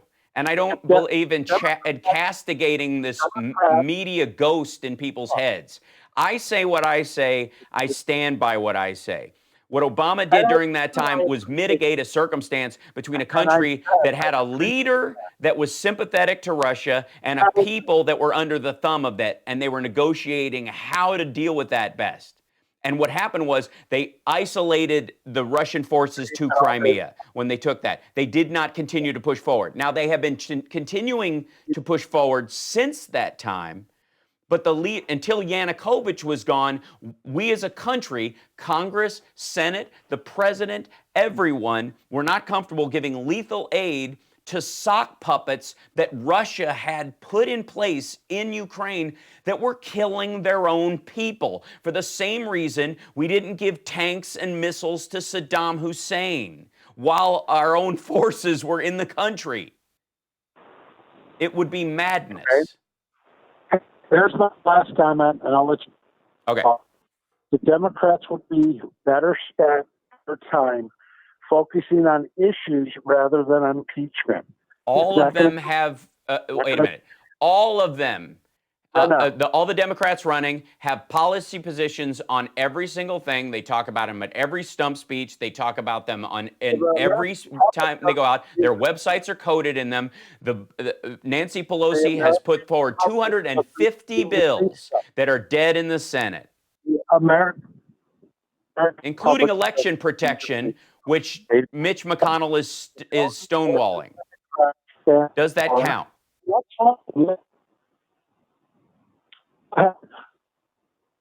Does that count? It's primary. And okay. It's going to remain. Sorry, dude. Your phone is really choppy. I don't mind having this conversation with you. Call back when you have a landline or something, because all I'm catching is little chunks of stuff. And I don't mind the back and forth, but I'd like there to be a back to forth. I like some quid in my pro quo. You know what I'm saying? So I appreciate the call, Pete, and I'm glad you hung in there. And I hope you understand the value. We got to take a break. We went blazed over that in my attempt to hold them in that conversation. But I'm amazed at how many people run with this idea that Obama didn't give lethal weapons to a Russian sympathetic murderer who was killing his own people in Ukraine, whose goal was to fold Ukraine back into Russia, which is why we did not give them lethal weapons. And then after that country, through protests and elections, changed their president, we now give them lethal assistance. How hard is that to comprehend? In what world can you not make that analogy We have treaties with Germany right now we didn't have in 1938. Do you understand that countries change with their leadership? And if you don't, why do you think America's so much better under Trump than it was under Obama? What difference does it make who the president of a country is, right? Good God, we'll be back.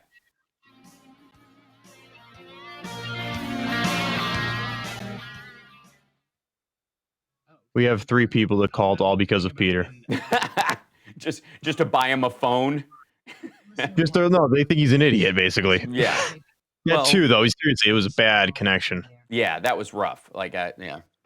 And again, I don't mind having those 2 conversations, but I love this. That one talking point about Biden is hilarious, though. He's on tape saying this. Like, yeah, he said it in public because he wasn't committing a crime. He was talking at the Council of Foreign Relations. They were talking about how everybody was like, these guys are trying to gut Ukraine from inside, and we said, you're not getting any aid until you get rid of them. I don't know why that's hard to understand. I don't understand their inability to get a grip on this. Yeah, Sam Blamalam says a hamburger phone is needed. It would have been superior, no doubt.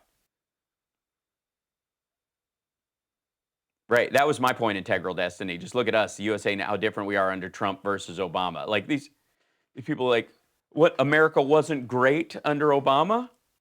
If you think it's great now, it wasn't great then? So was Ukraine great under Yanukovych then? Do you support what Yanukovych was doing?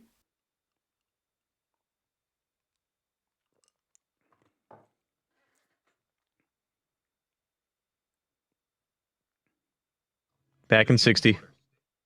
Thank you. You're absolutely right, Evernum. This is such a small crime compared to the other stuff.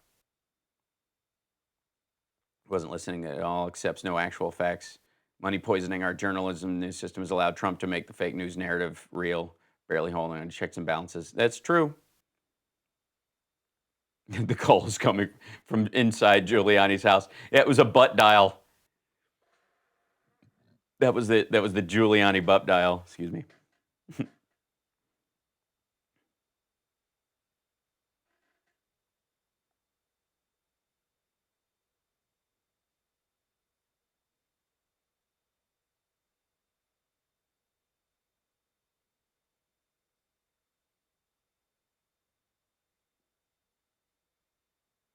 Yeah. So we'll jump to these callers when we come in, just for fun. Now let's get back to the Hal Sparks radio program, Mega Worldwide. Welcome back. So we got some callers because Pete lit a fire under some folks. So who do we have first? First, we have Old Bob out in Indiana. Old Bob. Does he know Old Greg? I'm Old Greg. You ever drink Bailey's from a shoe? Hey, old Bob. Happy Thanksgiving, Al. Thank you. You too.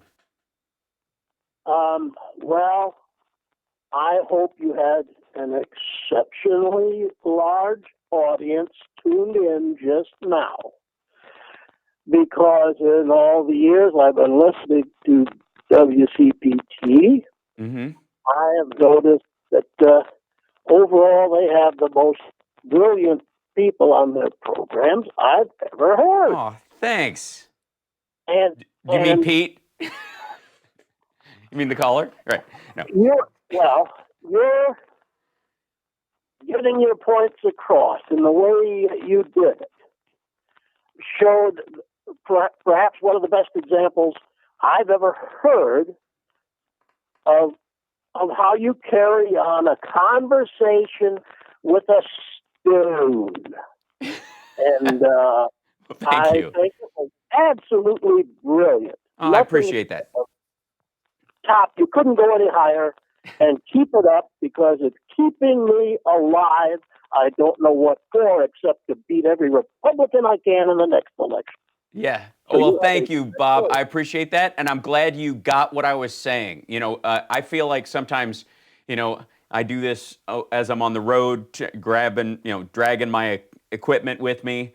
And I've got the chat room, and I know they're always there. But as far as out there listening to the show in Chicago and the surrounding area, like I always feel like I'm shouting into the Chicago wind, hoping someone hears it. And I appreciate you noticing that I care enough to carry on a conversation. Because Bob, you're right about one specific thing too, beyond just you're being congratulatory and appreciative, is that you have to be willing to have that conversation clearly and concisely, because even if the person you're talking to isn't hearing you, there are other people that may be sympathetic to their point of view in one way or another, and it's them you can reach. It's them you can convince. If you can form an argument that is respectful and solid, they'll come around to it. But without that, they'll just cling to strength. So I appreciate the call. That means a lot. Let's grab one more caller before we take the break, because I went over the last break and dragged it out. So let's try and fit somebody in real quick. Really quick, we got Paul out in Seattle. Paul from Seattle, right on. Hey, Hal. Hey, Paul. Well, I got to tell you, Peter has become a really boring caller. And I would say that because he does is parrot things he's heard in the hearings from the Republicans and right-wing media, and it's just becoming, okay, he gets shot down one after another. What about? And I would say the policy, when you're on your third what about, it's time to move on. Yes. But here's the deal. Makes no difference about a quid pro quo or not, or what Trump. Here's the deal.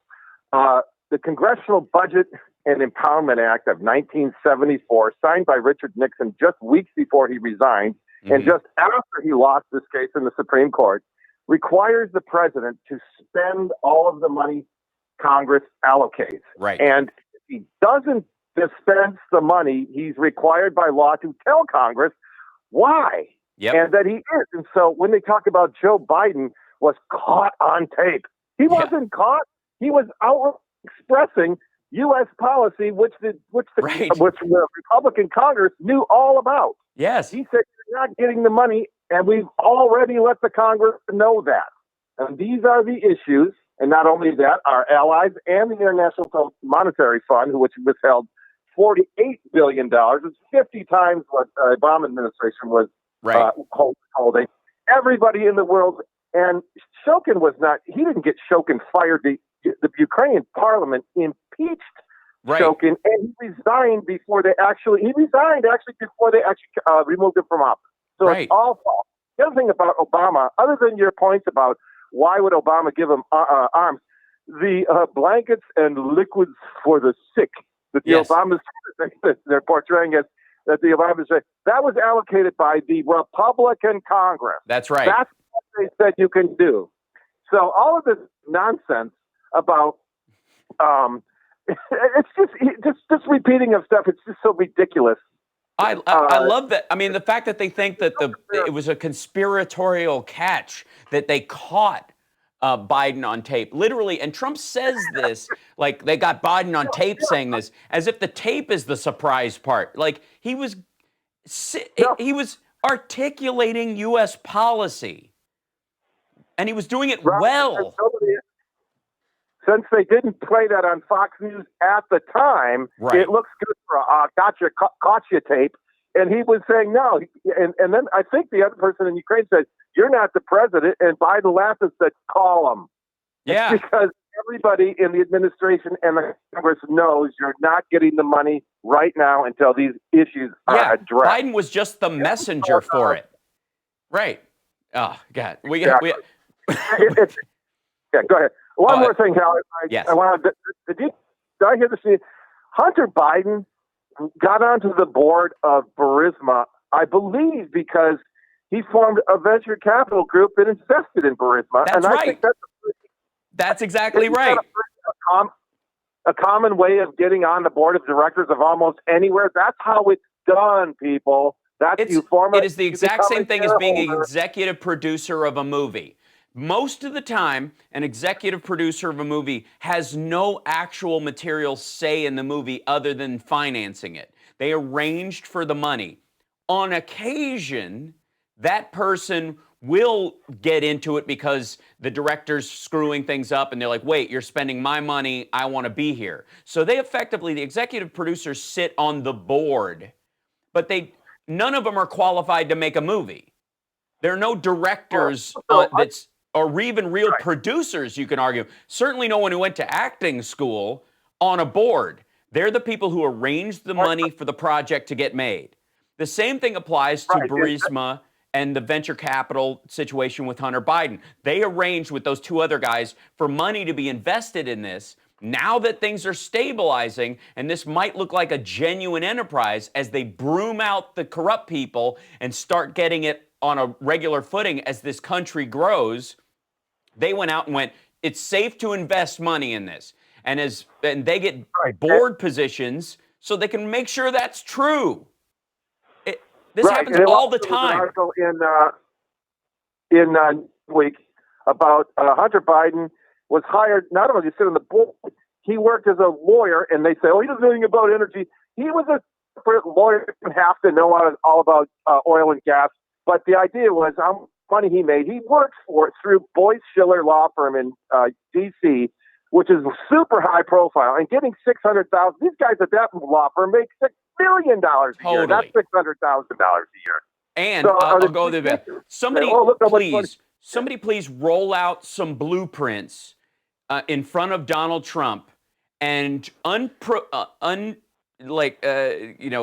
unguided. I want him to point out the difference between a conduit line and a support beam on the blueprint.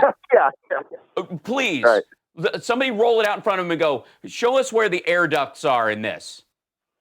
Anybody, any real contractor, any builder, anybody of merit who hadn't just been tacking his name on a building for years would know exactly what they were. This guy's all photo op. Talk about knowing nothing about construction. He is all fixtures. I guarantee it. Trump can tell you the price of gold toilets, but he couldn't tell you the structural integrity rules of a skyscraper versus an apartment flat or a block of flats or any of that. I guarantee it. And I would argue Eric knows more about it than he does in an attempt to not look stupid. Okay, we went way over the break. I have to take a break right now. You're awesome, Paul. We'll be back right after this. It's the Hal Sparks Radio program, Mega Worldwide on WCPT Radio, Chicago's Progressive Talk, infotainmentwars.com. Like and subscribe to the YouTube channel. Help us out. Thanks so much. We'll be back.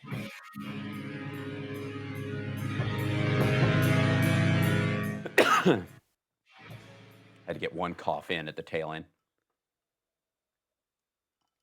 I have a question, guys. How does this mic sound, quality-wise? Is it on par? I think it's pretty good. Yeah? I think so. Great. Because we got 3 callers, by the way. Okay, yeah, I don't doubt it. Yeah, it's good. Because I'm wearing a Bluetooth lav that I got from this Pico kit. It's called Pico Stream. And the Pico mic or whatever is what this called. And it's super good. I got it for my documentary that I'm doing because I needed lav mics. And there's 2 of them on this little thing. And I was like, while I'm on the road, I'll try it and see if it works out sound-wise. Which teas are good to switch pop out for? If you're looking for caffeine, yerba mate. Yeah, these are like, here, I'll show, I don't know if you can see the thing. I'll switch to this guy. This thing is nuts. I'll switch to, this guy. Hey, Hal? Yeah. The computer just froze. We have nothing playing. Can I go straight to you? Never mind. It fixed itself. No problem. Yeah. It fixed itself. Never mind. Oh, good. All right. So, yeah. Just froze. No one's playing. So, thank you. So these little mics just like pop off. It's just crazy. It's just this little, the wire's not long enough. But that's it. Check. Yeah. Sweet. We're going to be coming back live, rolling in hot.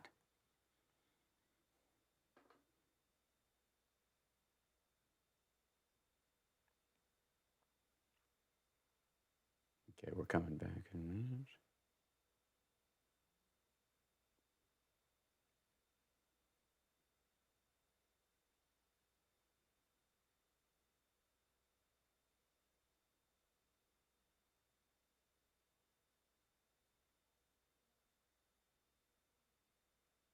It's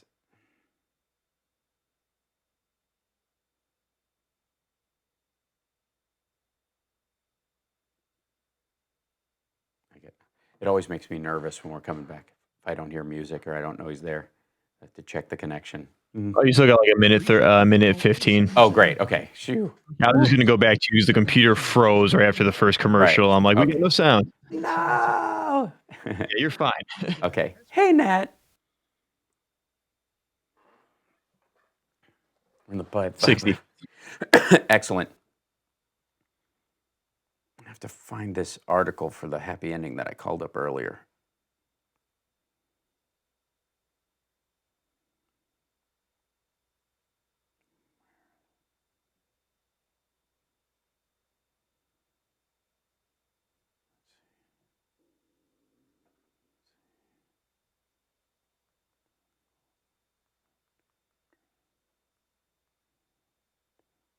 Yeah, that should come back.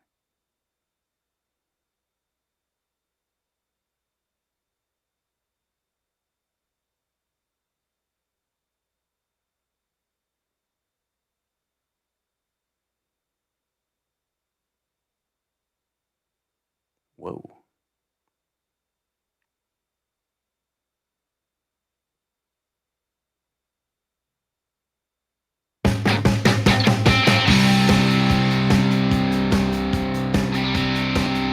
On the beat, and here is the Mega Worldwide Radio program with Hal Spark. We have a awesome happy ending on the show that I think is good for the holiday weekend, bring us some hope going into this. And it has to do with my Sparks strategies things that I started tweeting, where I'm going to start presenting my idea for what the positive solutions would be to a lot of the problems that we tend to just gripe about. So we'll get to that in a minute, and it'll line up with the happy ending stuff. We got a couple more callers on the line, and I want to get to them. Who do we have there, Devin? We got Dave out in Sacramento. Cool. Hey, Dave. It's been a long time since I called your show. Thank you. Yes, well, welcome back. Happy Thanksgiving. Same to you. Thanks for taking my call. Mm-hmm.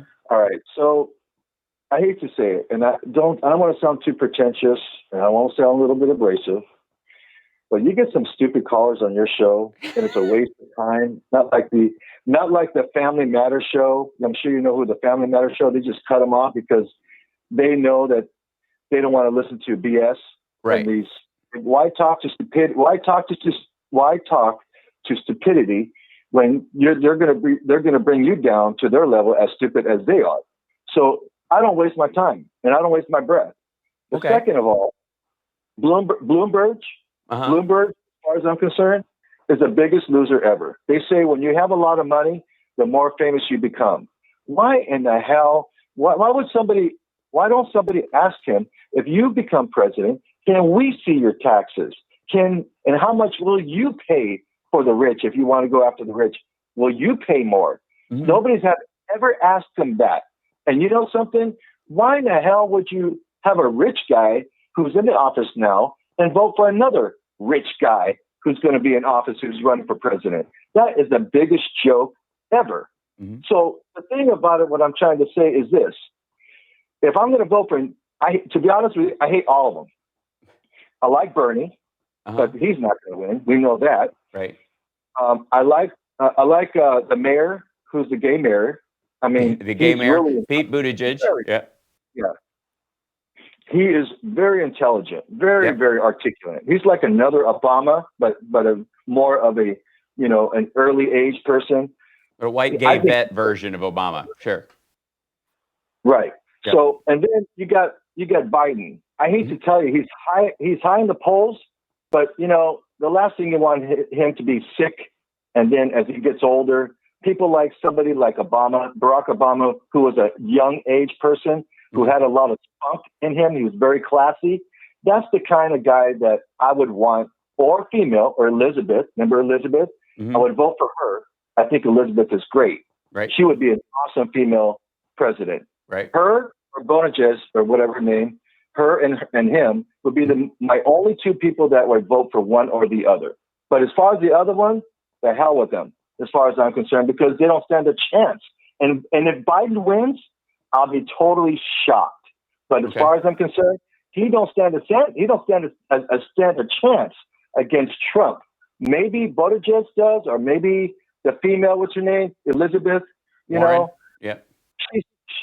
Elizabeth Warren. Yep. I think that she would be the kind of person that would hit him over the head with her purse just to shut him up. Just kind of a Ruth Buzzy effect. I think.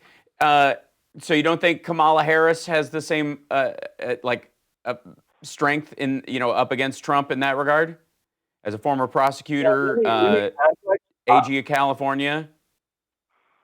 Well, I'm from California. I know Kamala Harris because I met her 3 times. But I hate to tell you, as far as her political views, she's great. Don't get me wrong. She was an attorney for California. But to make a long story short, no, she don't stand a chance. As a matter of fact, a lot of people have resigned from her campaign.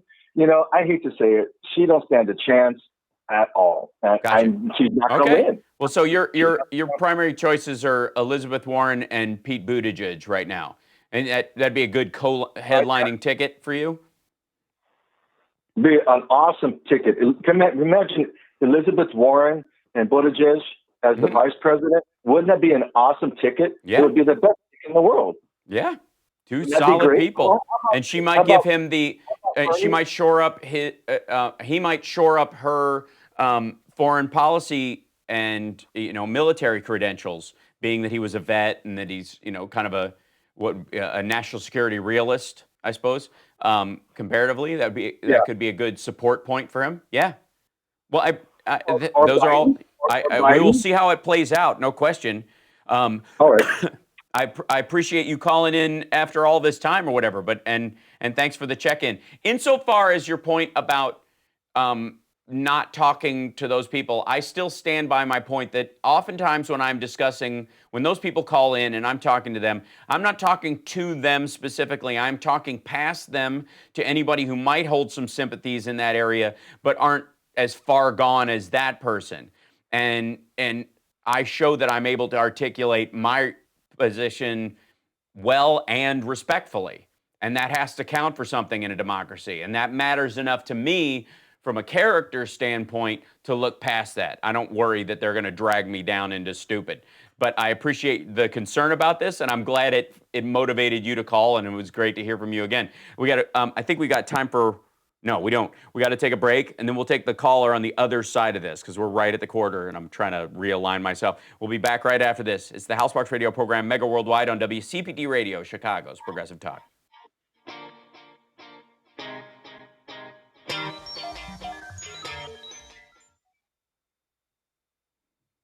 Cool.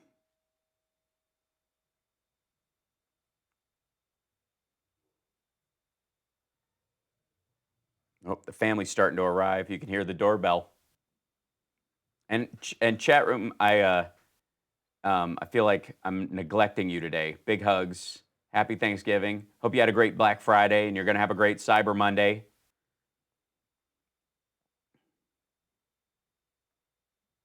Hearing these callers will be ignored by guys like the caller, but others will realize just how important it is that they vote, especially when Hal points out this is why we must vote for any damn. Yeah.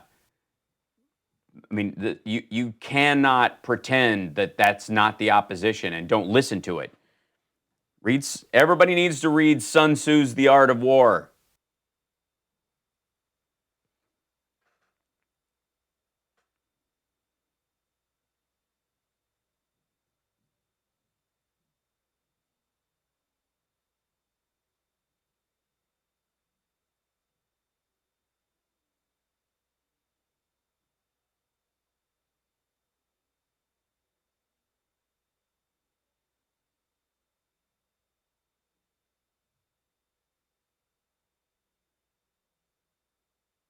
So, do we have?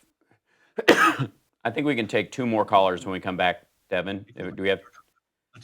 Yeah, we got 4 total, so I'll just take the 2 that have been holding on. Okay. And we're coming back in 60.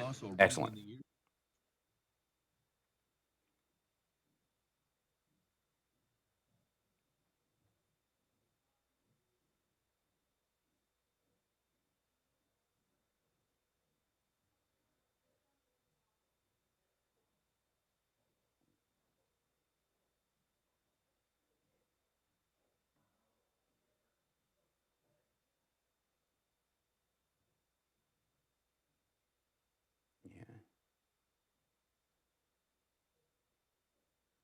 Let's see. Open this up.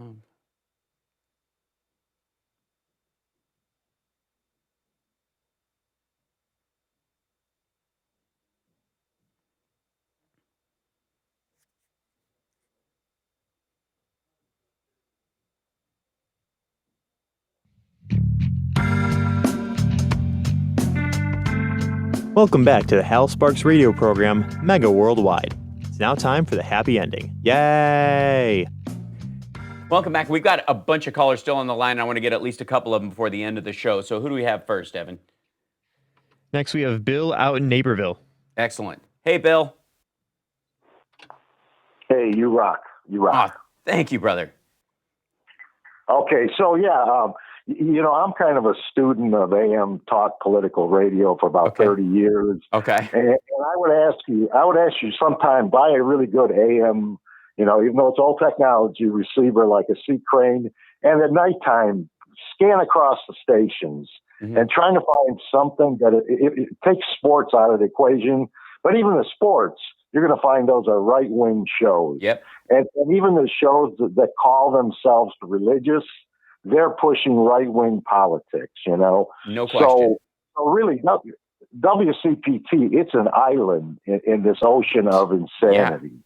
And I understand your point, but I know that like Randy Rhoads, Mike Malloy, Stephanie Miller, the greats, they have abandoned giving time to these right-wing cranks, like the guy you had on there. And all they do is, reinforce and repeat the right-wing talking points. The one I think about that really gets me, they're still repeating that thing about, Obama said to Putin, he whispered, I'll have more flexibility after the election. Right. Yeah, but you know what? He was already the president of the United States. Right. He was not conspiring with Russians when he was not the president of the United States, like Trump. So all I would ask you, if you put those guys on, just give them less time. I'm going to beseech you. I'm going to implore you. I very rarely do. I probably have one like that maybe every 6 weeks, I think, is the most. I don't necessarily, I don't do that whole Tom Hartman, let him go to the front of the line horse crap. That's not happening. But like I said, I will address those things when they come up, just because these lies float out there. And the idea that these guys, like that guy's not going to walk around the rest of the week with as much spring in his step about the lies that he believed before he talked to me. You know what I mean? Maybe he won't change his mind, but the next time he talks about it, it's not going to be he's not going to be as excited and sure of himself because he was believing something that was false. I hope that's true, but what I heard from that guy was an immunity to facts. As soon as you hit him with facts, he just walked on to some other conspiracy BS. And like I said, I'm always talking past the person. If they don't hear me, their friend who knows they're full of crap but occasionally sides with them will hear me. And that's got to be, that's got to matter. And again, it may be a losing battle, but that's the fight I will go down swinging on, because I honor the argument, and I think democracy that's a crucial part of it. And I promise, though, for you, I will keep it to a minimum, though. I won't let them run roughshod. Yeah, just one last thing. I mean, we all may be in our own bubbles, but I like to think on the left side, our bubble is probably 90% air, where their bubble is like 90% nitrogen or facts, which suffocates. Or helium, right? It's an excellent point. Yes. Well, I appreciate the call, and like I said, I will mitigate that so as to not drive you crazy. And you're absolutely right about AM radio, by the way. I listen to AM radio when I'm driving around the country. Like when I'm doing stand-up, one of the ways I get kind of my blood boiling for showtime is I will put on what are effectively right-wing talk shows or right-wing preachers because I get so irritated by their nonsense that it adds that extra oomph to my evening, gets my adrenaline pumping for the show. It's better than a shot of espresso. So I am very aware that they own that part of it. And again, that's Deval Patrick's biggest hamstring, besides the fact that he looks like Byron Allen but has Mike Tyson's voice, is that he actually worked with Bain Capital, and Bain Capital is responsible for brooming the hell out of progressive media. The buying up stations and shutting them down. I appreciate the call. Let's grab one more caller, and then, because we're running out of time for this show, we will have a post-show YouTubers, so hang out. But who else do we have, Devin? Let's grab one more. Next, we got Dave out in Hoffman Estates. Cool. Hey, Dave. Hey, Al. Well, listening got me thinking of a couple other topics with, like you talked about Pete Buttigieg. Being a veteran, I like him on that too, but unfortunately, because of the gay thing, that's people that didn't vote for Obama because he was black. They're not going to vote for him in the long run because of the gay thing. And I think that's wrong because there are callers that have been on CPT calling that are kind of discriminating on him because of him being gay. And it definitely will be a limit. It will definitely be a hang-up. There's no question. The issue... They're acting like it's a disease that's going to rub off, and he's no threat to them. Right. Man, if he can get me better health care and if he take care of the other stuff, I don't care. He's already in a committed relationship. Right. The irony. Right. Totally the irony that we have this, thrice adulterer, who's paying porn stars to keep quiet about affairs and all this stuff, but a man who's in a monogamous relationship with another man, a stable, steady, caring relationship is kind of the point, because that's the only part that extrapolates into your presidency. The only part, yeah. I mean, he's a veteran, and he's also a Rhodes Scholar, and it's like, my God, it's like every box is checked. And just before I leave, real quick, you were mentioning earlier too about with the Joe Biden and the Hunter Biden thing. That the Congress, they should start turning around and start saying that we're going to do a congressional investigation now on you to the Mad Dog there, that wrestler, the wrestling coach. Oh, yeah, Jim Jordan. Because there's that Ohio, state, and they got a group that's been wanting, they had in fact, during the meetings there, they had a mobile billboard going around about that. Well, and everybody in that district, everyone who went to that school knows he was aware. There's no question. There's no from like 177 that were molested to now like 350, and from there's no way he didn't know. And here's the other problem with that. His turn around and ask him, when's this committee going to do an investigation? Agreed. The most horrifying thing to me... Sorry, go ahead. Hal, let me get off so we can get to the happy ending. Yeah, I appreciate it. Thank you. The most horrifying thing about Jordan's kind of defense is that I don't know how that helps you to say, I was there and I had no idea. And have that be part of your sales pitch for why you would be a good congressional representative. You know what I mean? Like, how is the person who was unaware that that level of pedophilic sexual assault was going on and you had no idea, but I'm supposed to trust you to know the ins and the outs of what's best for my district? Are you nuts? How does that even... Your defense almost makes it worse. If you'd have known and went, I thought other people were handling it, it wasn't my department, and I related my concerns to other people, but when it wasn't handled, I was as shocked as everyone, but it wasn't, it was outside my realm of control. That's the best possible defense of this indefensible situation you could possibly float that makes sense. But saying you didn't know and then having that be the reason why people should elect you to run their district is insanity. Okay. Do we have the happy ending song? I don't know if we have it on cue. Yeah, we do. Okay. We'll play I it. am happy, you are happy, let us be happy together. Whether the weather is cloudy or sunny, I will always be your funny honey bunny. I am lucky, you are lucky, let us get lucky together. Whether the weather is cloudy or breezy, I'll be there to say, hey, come on, let's take it easy. 'Cause isn't it nice to have the friends that you do? And isn't it nice that the sky is so blue? And isn't it nice to say I love you, chugga chugga choo choo, woo woo. So, a couple of you may know that after we talked about, and thank you guys for listening this week. I appreciate you guys. Don't forget to like and subscribe to the YouTube channel, infotainmentwars.com. Always helps us out. Keep listening on the station. Any of the advertisers you see, please send your love their way, because the station needs all the help it can get in that regard. And think about becoming a patron, patreon.com/Hal Sparks. If you like what I did and what I'm doing, do it. Here's the thing I'm going to leave you with.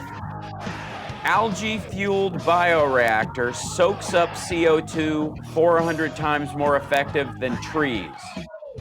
There are now machines going online. The first test ones were in 2017. They are now going online in 2019 that absorb CO2 and compress it into a form of charcoal that helps seed forests. You could put it in the ground and it acts as a soil accelerator. This is the technology of the future. This is what our focus needs to be as far as the technology of tomorrow.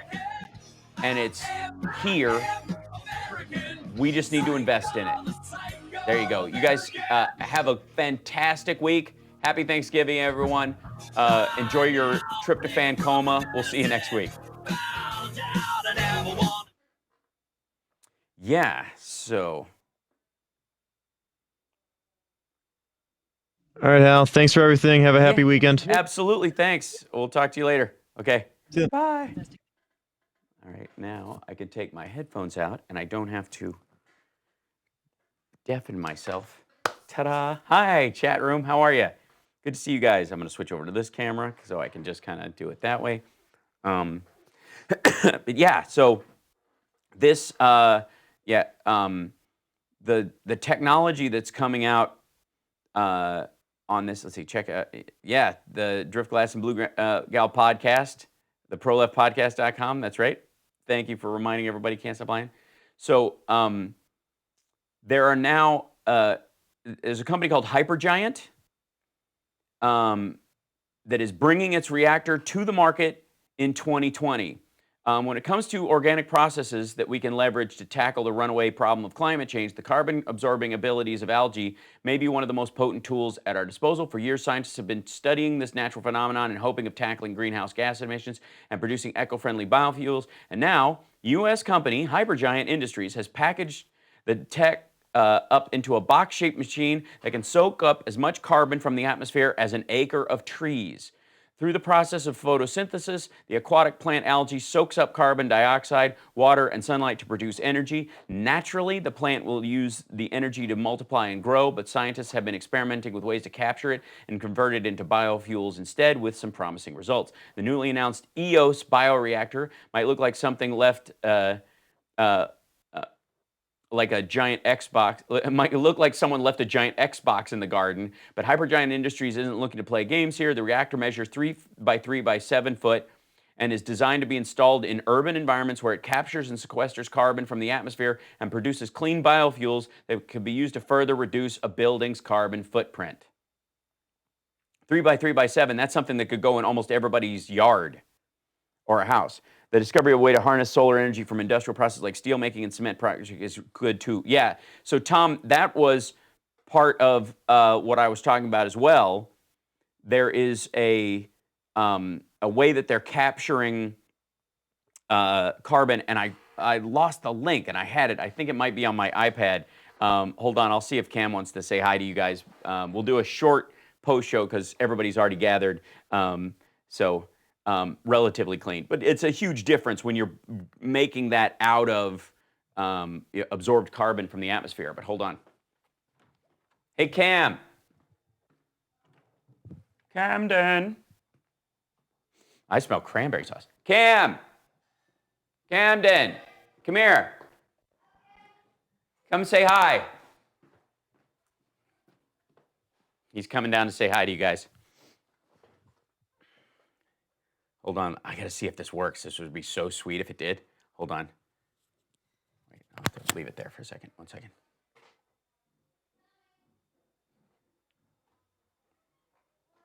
Come here. I'm in here. Hold on. Everybody wants to say hi to you, so come here. Here 1 second. You see this? Plug that on you. There you go. You see that? Hi. Now, I need to borrow this for 1 second, okay? Because it's got one of the pages. Don't touch it. No, come What here. is it? That's a microphone. They're talking. Say hi to everybody. Hello. You don't have to look. You just talk normally. It'll work. Hello. Yeah. I need to find this link that I had in here. Link. Oh, where'd it go? There it goes. Yeah. Okay. Nope. Okay, it's not in there. Dang it, darn. Okay, so you can go back to there. Back to you're playing Helen. Come here. Playing with the big kids. I know, but don't run off of my microphone. The kids are all here? They're all upstairs? All right. Okay. Sorry, that was the only visit you got. Sorry. Thanks, Can't Stop Lying, for putting that up. Yeah. So, to me, this has to be the focus of any talk of the Green New Deal or any of that kind of stuff, is this kind of technology, the sort of carbon desalinization plants, if you think of it that way, because it's the only thing that will work. Because I was saying, yeah, he's gotten really big, Richard. Oh yeah, he'll run up with the mic. It'll reach too. It's got length. It will work. But this technology, I was saying last week, this has this kind of technology is our only chance. Right now, conservation, because of China and India, is never going to be enough. It just isn't. And what we need is, there's a couple of things. There's this clay that can be made out of this stuff, which is fascinating, that you can spread over deserts and turn them arid, or turn them into fertile ground, turns them into fertile soil, and take arid climates and turn them into fertile soil. And these plants, these algae things, make that carbon. You mix that with this other stuff, and suddenly you've got this clay, and you basically just spray it on the desert, and stuff grows. It's crazy. Not to mention because of the United States under Trump. Yes, it's true. I'd set up a carbon dioxide station in my yard. Hell, I've got space to put up several. Well, that's the cool thing about it, Amy. You know what I mean? Like, it seems like one of those things, and they're not powered. They run off, it's just a solar thing. The algae just goes in there. It's like a big fish tank, and it just absorbs it, and then the waste produced is this carbon stuff. Hal is Hybrid Giant an offshoot of Skynet? Not yet. But that's how the machines will power themselves. That's why we tried to block out the sun, and it didn't work in the Matrix, and we all ended up batteries. Oh no, this is terrible. Guayaki, yes, the Guayaki yerba mate is the stuff. They also make canned versions, both sweetened and not. They also have Whole Foods has a bunch of different variant flavors of them as well. The traditional mate they sell there's a not sweet version, and then there's a version that is honey sweetened. That's very good. So there you go. Have Scott sell it. It will be everywhere. You're absolutely right. What time? Hyper Giant. They laid out their thing, I guess, this year. They've been working on it since 2017. And the machines will be available starting in 2020.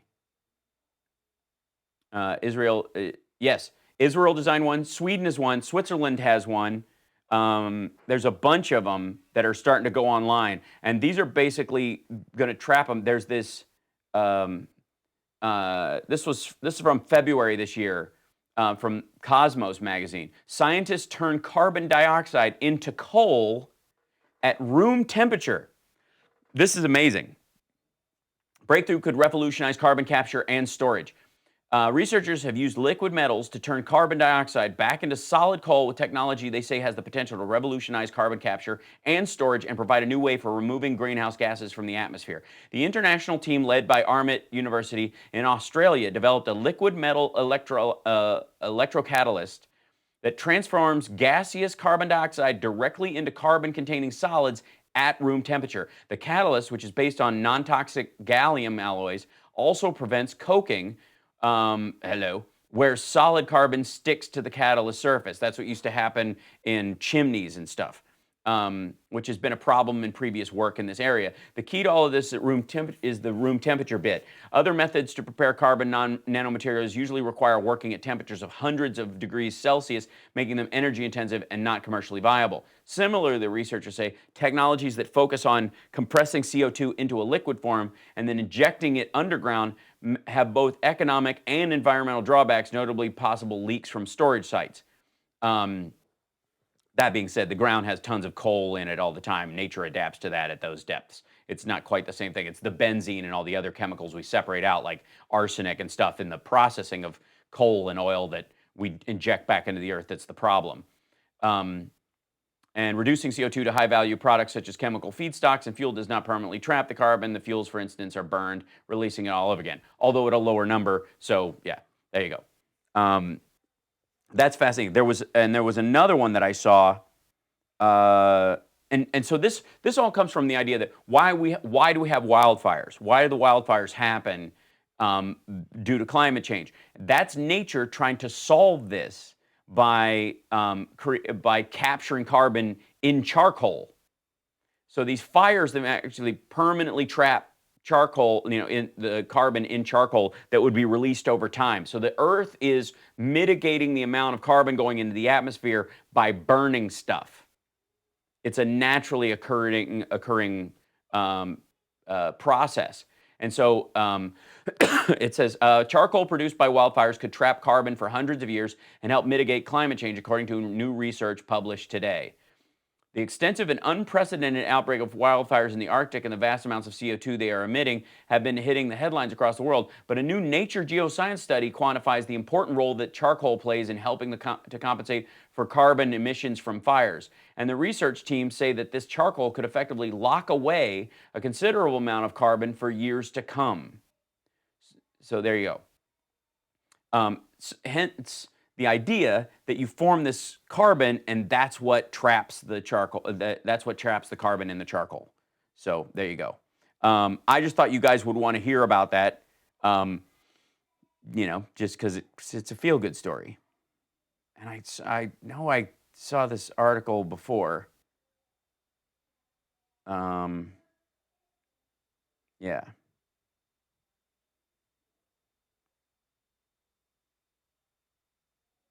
So yeah. What that noise? Oh, it's raining outside. That's what it is. Couldn't tell the dogs were coming down here. Anyway, so I thought you guys would like to. Hold on, I should shut that up. Like to see. Let's see. Yeah, I can do that. Hold on one second. I'm going to share something with you. Hold on. I think this cable's long enough.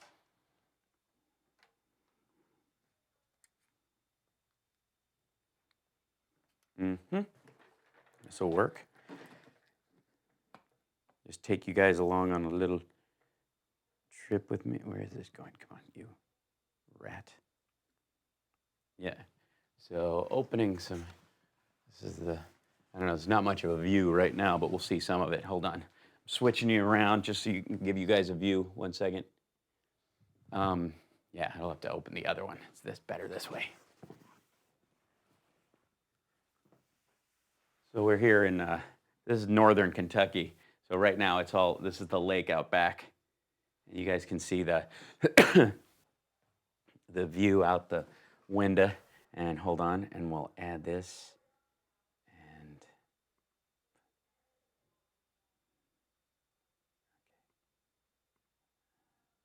this one, and this guy.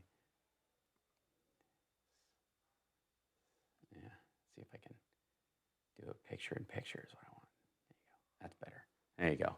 We can all just look out the window together. It's my dad's drafting table. He's an architect. So right there. And that's just the view of they've drained part of the lake. And I guess people can clean their docks and do some repairs and all that kind of stuff. And then when it's all done, it refills because of the snow. Yeah. So there you go. Wait, I saw someone looking back at us. Yeah, with Camden, we were driving down last night, and he's like, "Oh, I think I saw a monster," because and it was somebody's turkey decoration for Thanksgiving had fallen over on a bench, and so it just looked like this weird head laying sideways on top of a pile of next to a pile of leaves. So it looked like some weirdo was just turned over sideways. It was hilarious. He was like, Dad, I saw a monster. Oh, the weather outside is frightful, but the video cast is delightful. Yeah, we'll do this around Christmas too. We'll just. Oh, by the way, so patrons also, you guys know that the 23rd at Flappers is when we're doing the Christmas show, December, and that's going to be live streamed. That will be for sure. It'll still be you'll be able to watch it afterwards on there, but we're going to live stream it. And it's going to be kind of like, the Hal Sparks Christmas special. I'm trying to get some folks who want to come up and, do like a little comedy bits, almost like a Lake Wobegon style thing around Christmas. I would love to do that. So that's what we're shooting for the 23rd. So if you're a patron, you'll get to live stream that with us, and it'll be really cool. And we'll probably, have the chat going with you guys, so you can, participate and that kind of stuff. And there'll be some like Christmas-related improv and that kind of stuff, so it'll be nice. Can't wait. Is that what makes you think of Ozark? Yeah, because it looks like Missouri. Yeah. Can't go. Sorry, I'm doing a gig. Hey, Will Durst had a stroke. He's not going to be on tour this year, so his friends are doing. Aw, poor Will Durst. Give him a hug for me if you see him. Yeah. Yeah, I used to love Prairie Home Companion too, so that's about time that'd be something to do when I'm old, when I got an old grizzly voice, when I get all silvered out. I'll grow a big Santa beard or something. I drive through Morris every day. Well, yeah.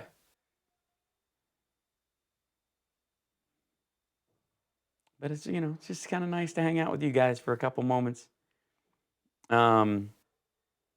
Hal Sparks, happy Thanksgiving to you, Cam, and your family. By the way, on Patreon, I got a strange message from you. I addressed to Mary Jane. Message to never. Oh, that was because in the chat, the thing, like I just answered a line that she had said in there, and it just sent it to everybody because I didn't know how that worked. I apologize.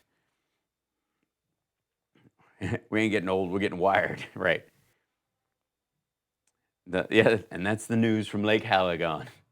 Sounds like I'm gone though. I have to come up with a different. Yeah.